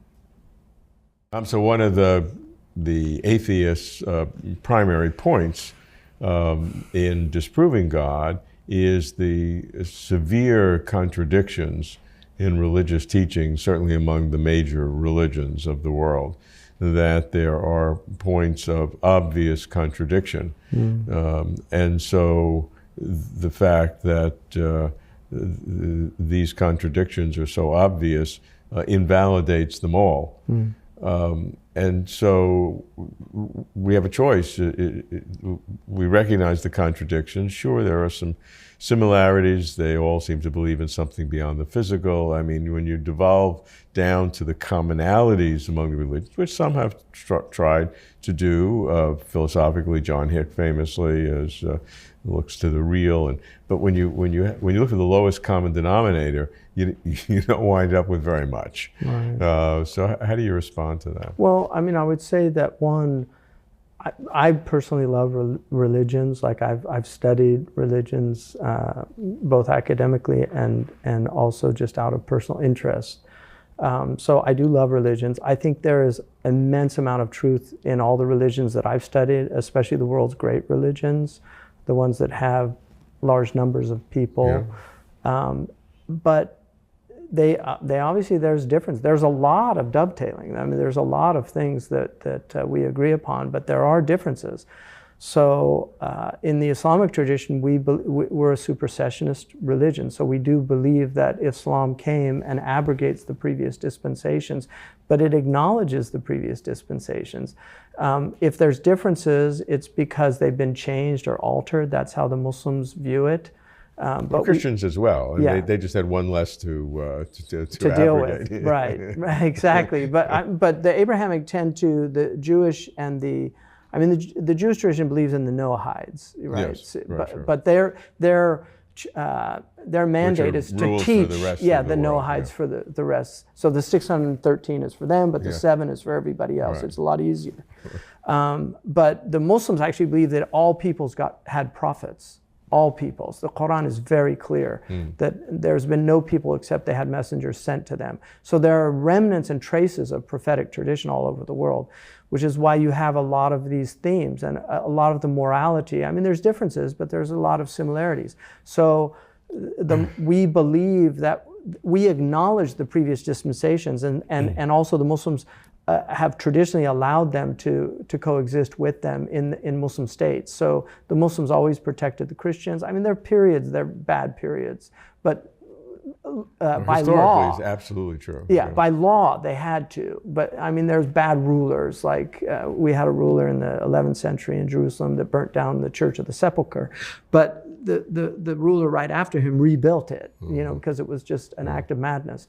So, and the Christians historically have lived with the Muslims. There's 12 million Christians in at least 8, I think, but closer to 12 in Egypt. The Coptic Christian Church was protected, even though they were persecuted by the Byzantines.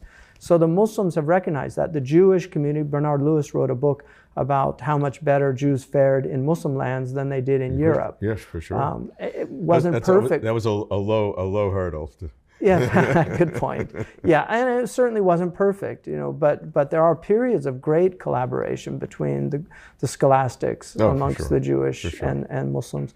And then also in India, there's some bad periods, but there's also periods where people like Darushakhu, the great Mughal prince of Shah Jahan, who built the Taj Mahal, he actually translated the Upanishads into Persian. And the Upanishads are really consistent with Islamic teaching. Muslims, any Muslim that read the Upanishads would feel like they were reading Muslim commentary. And he actually felt the Upanishads were mentioned in the Quran, Darushakhu. So the first translation of the Upanishads into European language in English was done from Persian, from a Muslim translation of a Hindu text. So I think Muslims have been taught to respect religions, but we do believe that Islam superseded the previous dispensation. So let's follow that. The dispensation we were talking about was obviously the Hebrew Bible, and then the Christian dispensation, which changed that in their perspective, and then the Islamic tradition did that. But how then did the Islamic tradition deal with other non-Abrahamic religions? Right. Because there was nothing to supersede, in a sense, if you're dealing with Hinduism or Buddhism. Right, and a lot of Muslims considered Hinduism, we can't assert it because it's not mentioned in the Quran. The Quran does mention lesser lights, distant lights. And so the Muslims, many of the Muslims felt, like Al-Baruni did a whole study of Hinduism.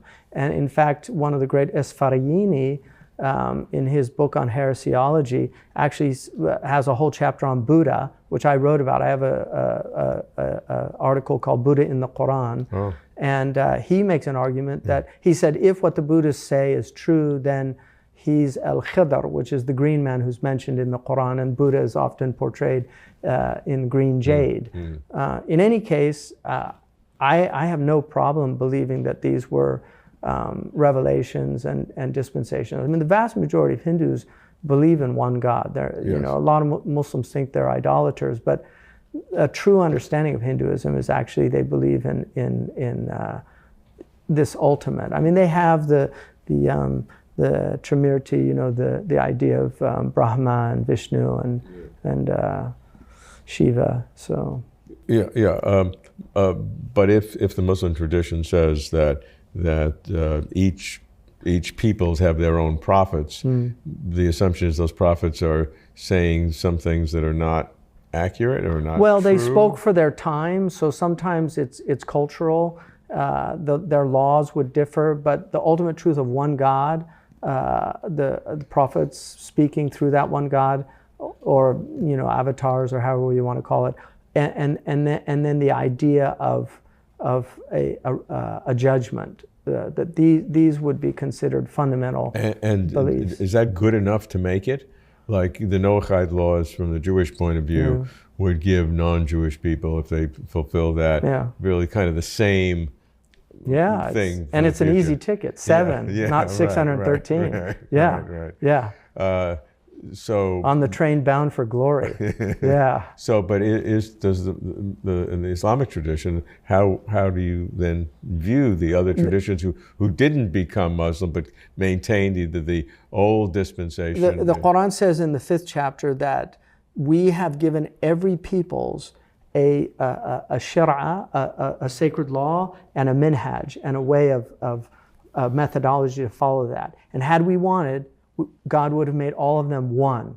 So vie with one another in virtue. And so there's a kind of withholding.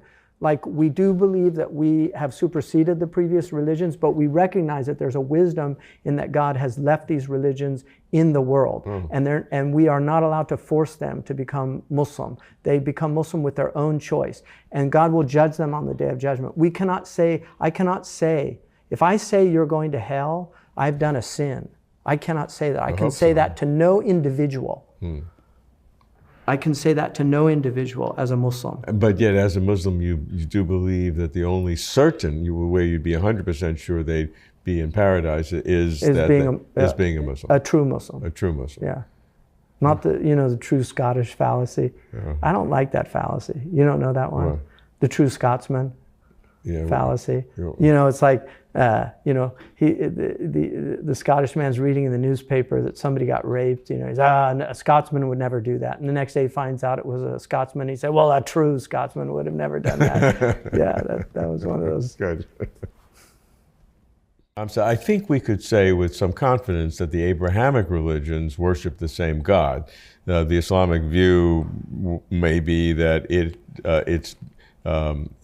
is more of an accurate description, having superseded the former Christian and Jewish. The Christian would say they have superseded the Jewish. The Jewish would say, you guys think you've superseded us, but we're the real truth. So, all right, we'll accept that. But I don't think any of them would fight with the idea that you're worshiping the same God, although the Trinity throws a little bit of a wrench into that wheel, at least from the Jewish point of view, and I think from the Muslim point of view.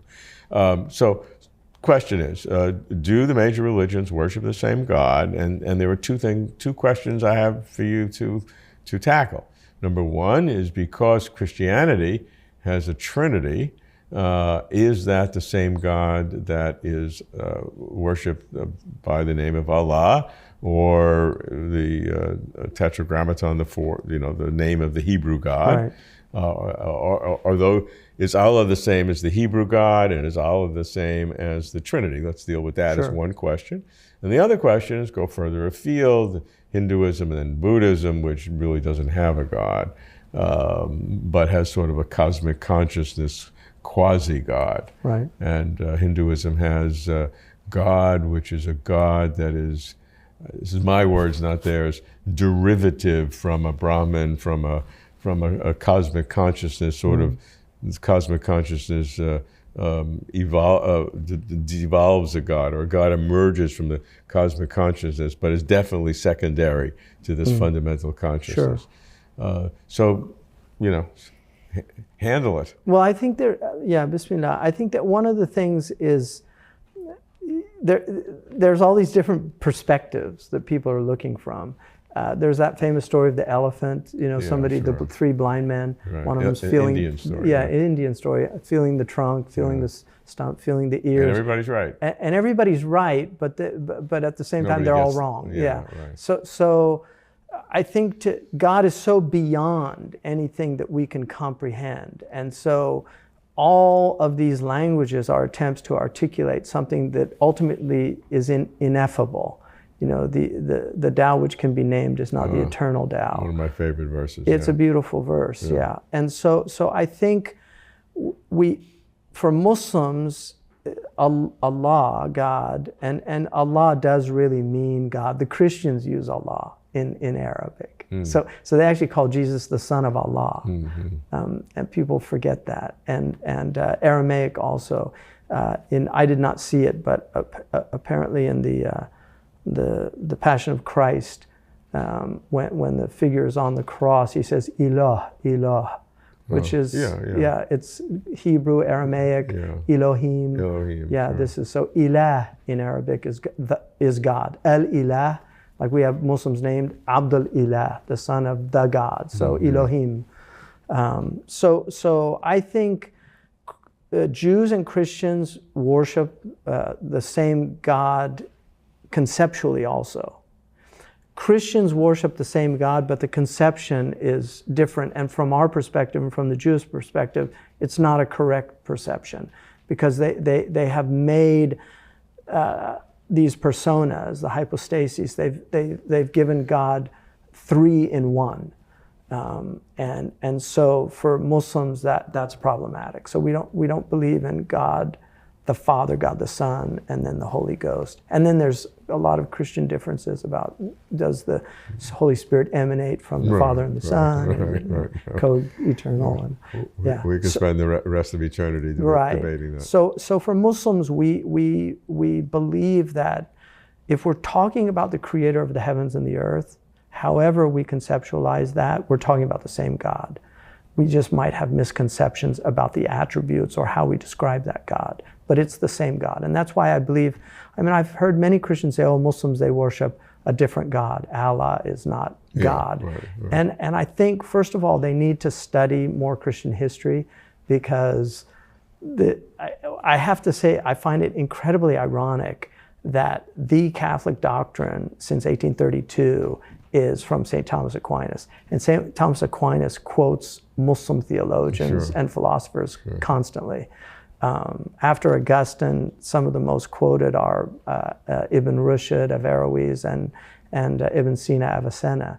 So Aquinas benefited greatly from Muslim theologians and scholastics, and some of his arguments are from them. Yeah, no doubt. So, and I think the educated Catholics, people like my friend Dr. Robbie George at Princeton, these Catholics that are educated, they know that the Muslim God is the same God, but they believe in the Trinity, and that's why Muslims can marry Christians and Jews.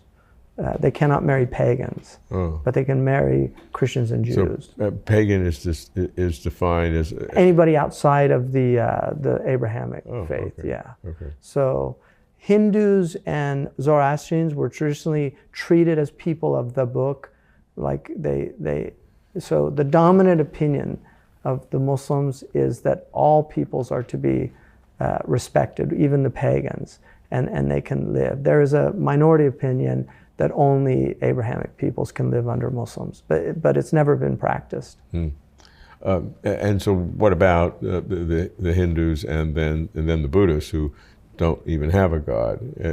They have something fundamental that may be something like God, but it's certainly it's impersonal. They have something of ultimate concern, and they do have a sense of reality. Yes. And I think the Pew polls show that almost 70% of Buddhists in India believe in God, and I think a lot of Buddhists do believe in God. I think so. I think so. I think that's so too. I know American Buddhists that believe in God. Yeah, but that's sort of an individual decision, and it's not part of the doctrine. A syncretic approach to. Dr. Thomas Cleary was probably the foremost Buddhist scholar in the United States and greatest translator of Buddhist texts into English. He really saw Buddhism as a technique that all religions could benefit from. Yeah, and a lot do. A lot of people think there's no incoherence in being a Buddhist and a Jew at the same time. Right. But if you look at the doctrines, that's not. That's just not. Yeah. Well, there's a lot of different doctrines in Buddhism. If we read, Dr. Cleary saw the Prophet Muhammad prophesied in the Dhammapada. I think everybody sees everything, and I get letters every week who people find the secrets of quantum mechanics in the Upanishads or in the numerology in the Bible. I think there is some truth to the Upanishads, maybe. Yeah. Well, but there's a lot more speculation and hope than I think than reality. Well, I think, and it shouldn't be dependent upon. That should not be.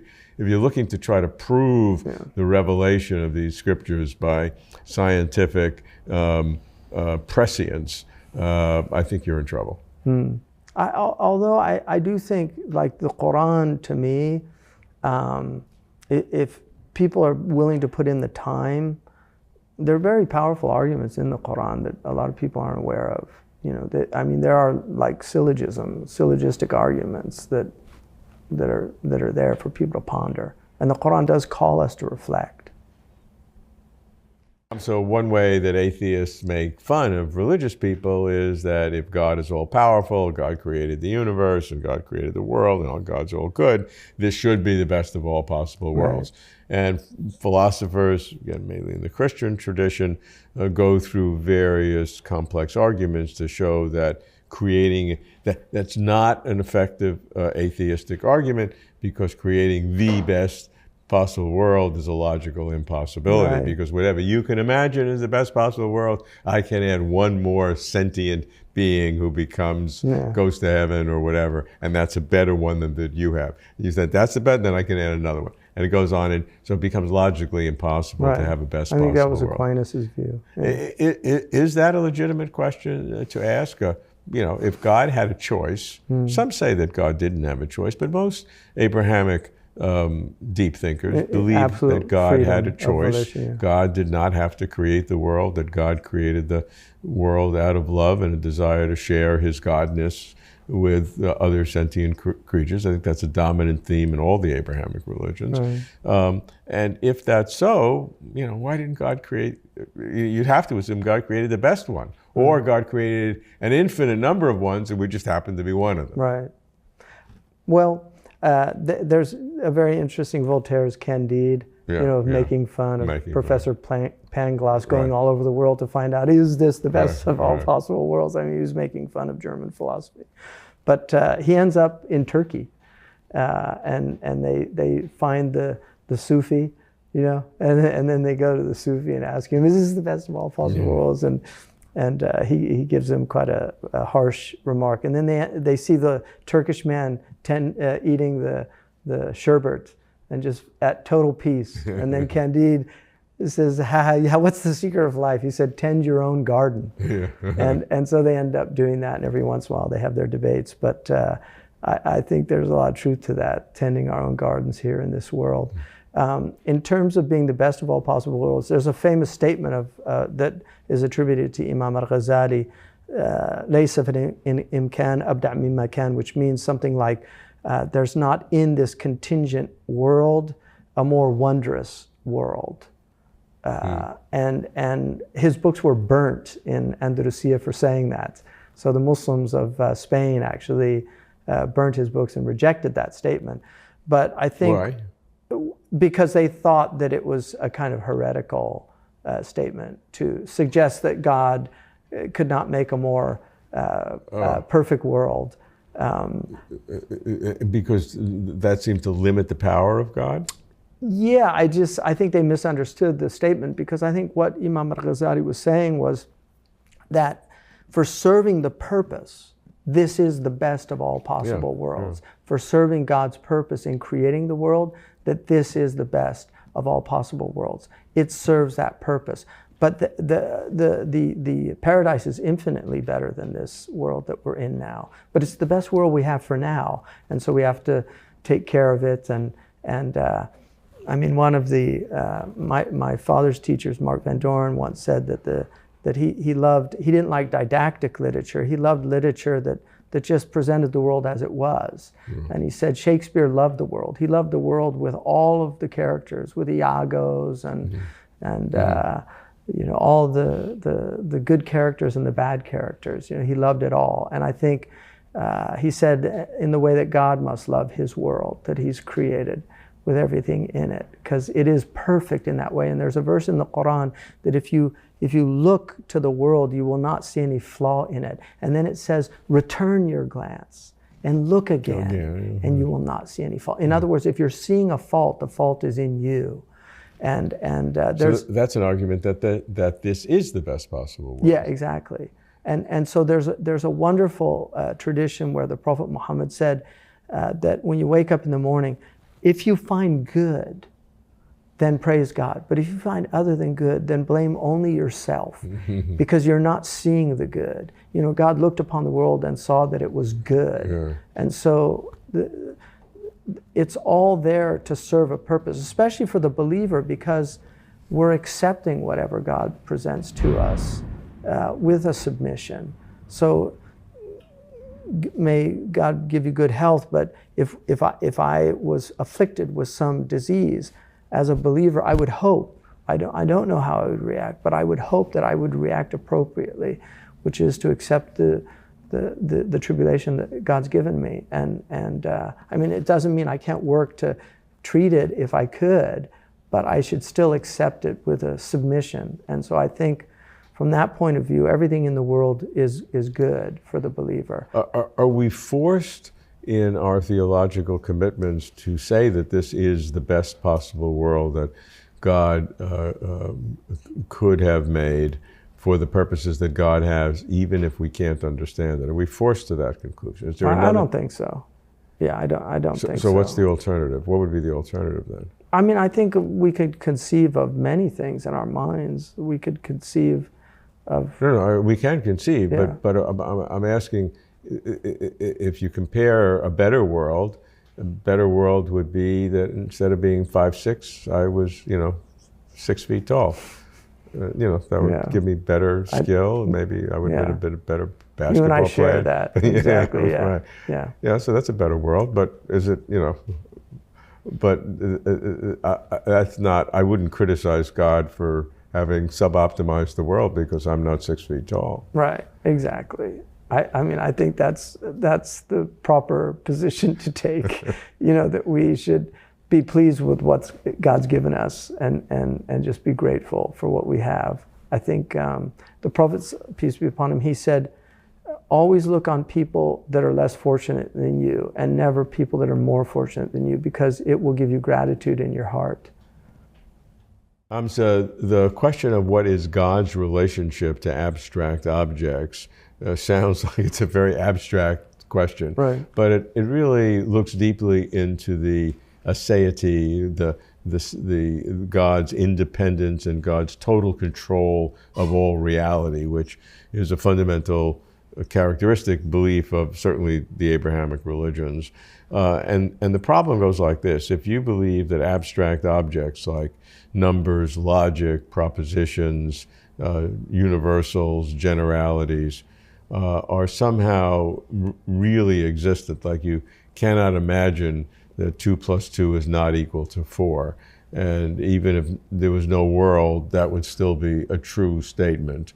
And even if nothing ever existed, if the statement would be if something existed, and if there were two, and two things would always be 4. I don't think anybody disputes that. The question is what is the grounding for such abstract objects? Because if they exist necessarily, meaning there's no way they could not have existed, it means that that was not created. So many philosophers believe that it's impossible for God to have created 2 + 2 = 4 because there's no alternative. What, God could make 2 + 2 = 5? That's impossible. So 2 + 2 = 4. And so if you have all these things, then God is surrounded for all eternity with a blizzard, a snowstorm blizzard with all these abstract objects floating around that God somehow has to deal with. Now that doesn't make sense either. Yeah. So you have two sets of circumstances that seem to be universally exhaustive, neither one of which makes sense. Right. So how do you deal with that question? Well, I think, for us, the abstract ideas have what we call wujud dhihni, which is a mental existence.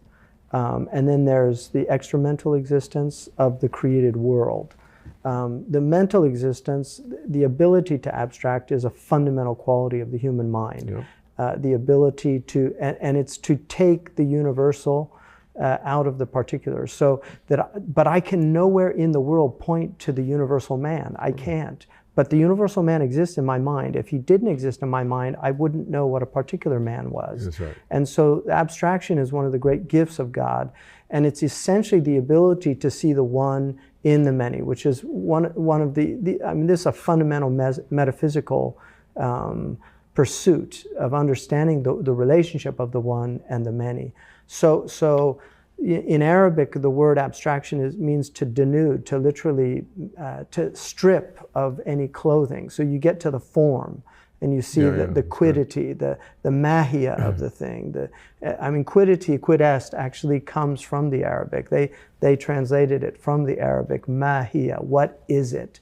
And that understanding that the human mind is capable of, that ability to perceive with extraordinary clarity what a thing is a gift from God. Now are there these Platonic archetypal universals somewhere in a perfect world? Is there the perfect circle? Is there the perfect horse?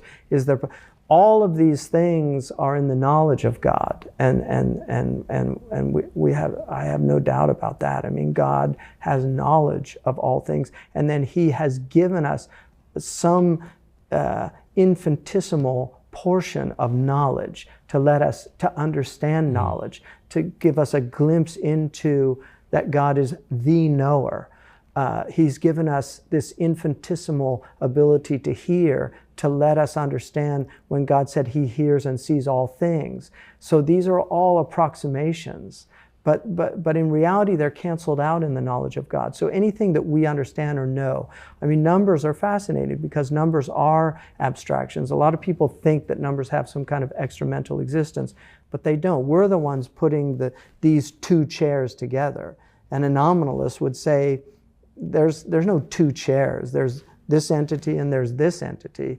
It's your mind that's playing a trick on you by pulling those together. So that abstraction, though, of knowing what a chair is, I mean, there's a kind of fuzzy logic, obviously, but where you get into is it this or is it that anymore? Like, when's a table not a table? You know. But if the abstract object is a conscious imposition of our ability to make sense of reality, and therefore that generalization doesn't exist. It's like it's a nominalist or a fictionalist approach, and I mean that's one explanation.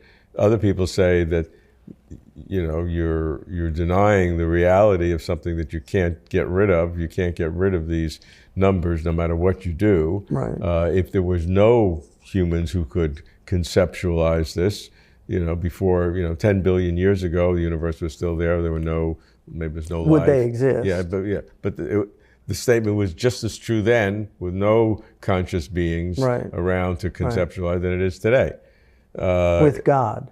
Yeah, except God, if God exists. So therefore, some people say that these abstractions are ideas in the mind of God, because you can't get rid of their existence. But you'd rather, and again, I don't want to differentiate you from the Islamic or Muslim tradition, but what are the Muslim traditions about dealing with these abstract objects? Are they creations of God? Are they fictions that they really don't exist? It's just our imposition on it? So there's definitely the aspect of that they exist in the knowledge of God. I mean, they have to. Like, God has knowledge of them.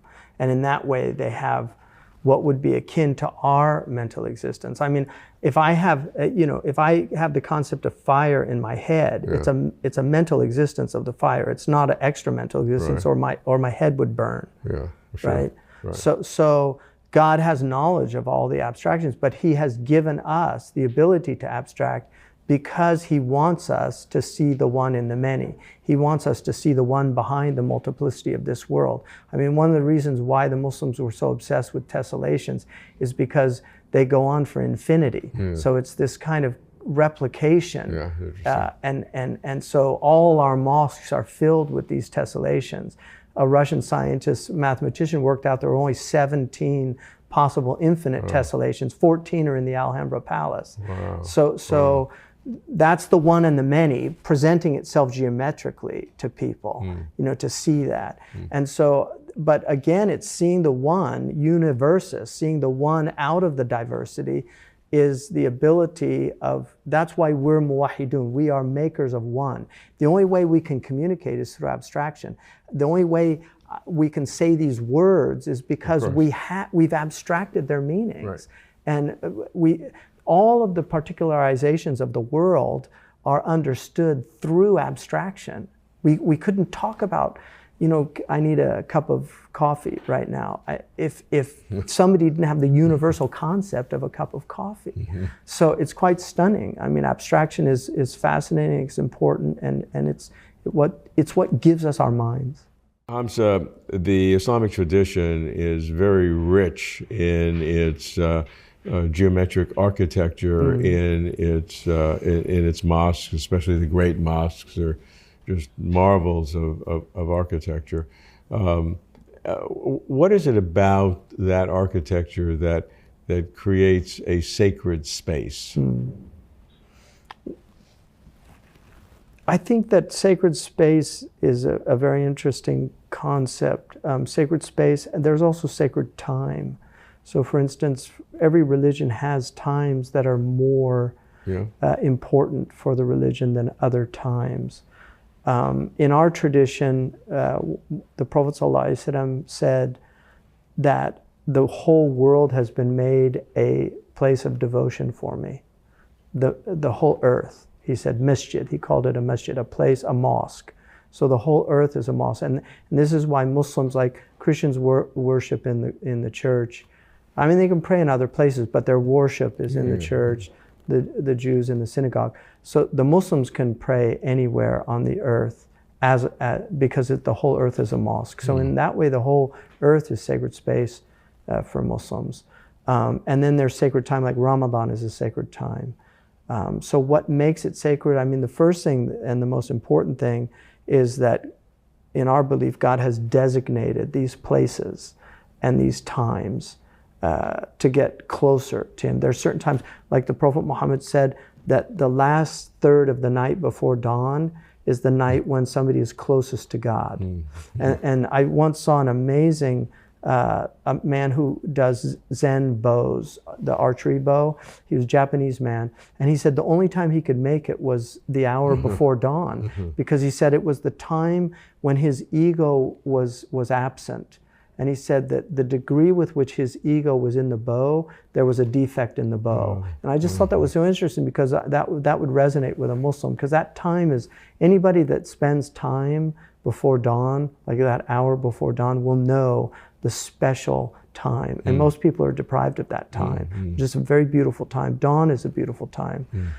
Seeing the dawn emerge is a wonderful thing also. So these are really important. In terms of mosques can be very simple. They're not meant to be have any graven images. It's very important. That's why geometry became a kind of sacred art of the Muslims, and calligraphy. So you will find in mosques both calligraphy, which is celebrating the word, because it's abstraction. Neil Postman wrote a wonderful book about the danger of images and amusing ourselves to death. And in the second chapter, he talks about the Decalogue and the importance of not making graven images, because he said, if God wanted a community to abstract, and to abstract the greatest abstraction, which is an understanding of reality, then He would not want them to be distracted by images. And so, Plato also understood that, this idea of having these, that we're already divorced once from reality. So if we add images to it, now we're twice divorced. And they're very distracting. And one of my favorite definitions of evil is from Franz Kafka, who said evil is whatever distracts. And one of the things about pre-modern peoples, the word in English, distracted, means insane. Bethlehem was the hospital for the incurably distracted. And so the modern world is a distraction. So sacred space is meant to remove distractions. And that's why it's very important for that space to be a kind of empty space. One of the things that when the Roman emperor, I think it was Hadrian, one of the Roman emperors, when he went into the holiest of holies in the Jewish temple, he couldn't believe there were no idols in it. It was an empty space, and he couldn't understand it. He was like, what's going on here? What are you worshiping? No thing.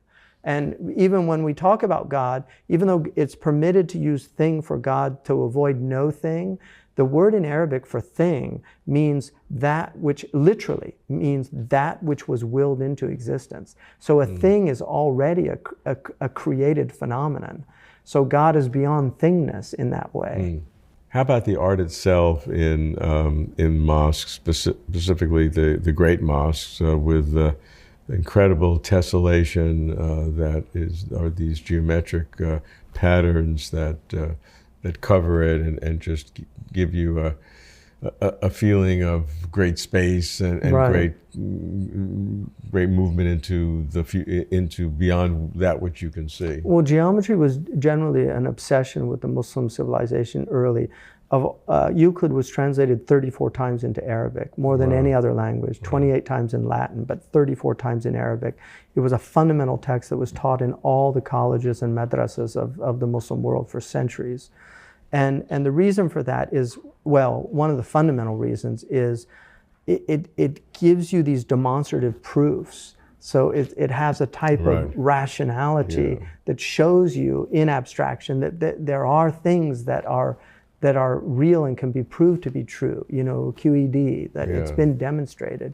And so they love to put this sacred geometry in their mosques to remind people of this other dimension of reality. And one of the things that we're seeing now with fractals, and as we go deeper, we're seeing all these geometrical patterns. I mean, snowflakes themselves, it's just stunning.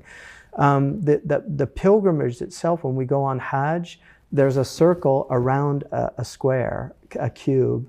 You make a circle around a cube, then you go on a straight line back and forth, and then it ends with the point on the day of Arafat. So all of the geometrical forms are there. The polygon, the circle represents that which has no beginning and that which has no end. So it's often been a symbol for God, for God. So you see all of these different images. How did the tessellation begin as a process? Was that an innovation, and then? Well, I think there was some tessellation from previous civilizations, no doubt. But the Muslims developed it in a way that, I mean, people that study tessellation study Islamic art. Of course. Yes. Is there a theological meaning to it?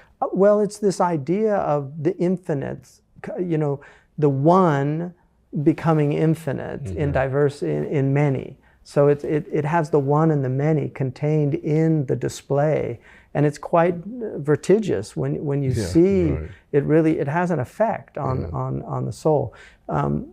Sacred spaces, I think, all share a certain commonality. Even when you go into a great cathedral or a pagoda or a Hindu temple, there's always a sense of that this space is different from other spaces, and I think it's the intentions of the builders and also the intentions of those who go into them to worship. So devotion is a beautiful thing.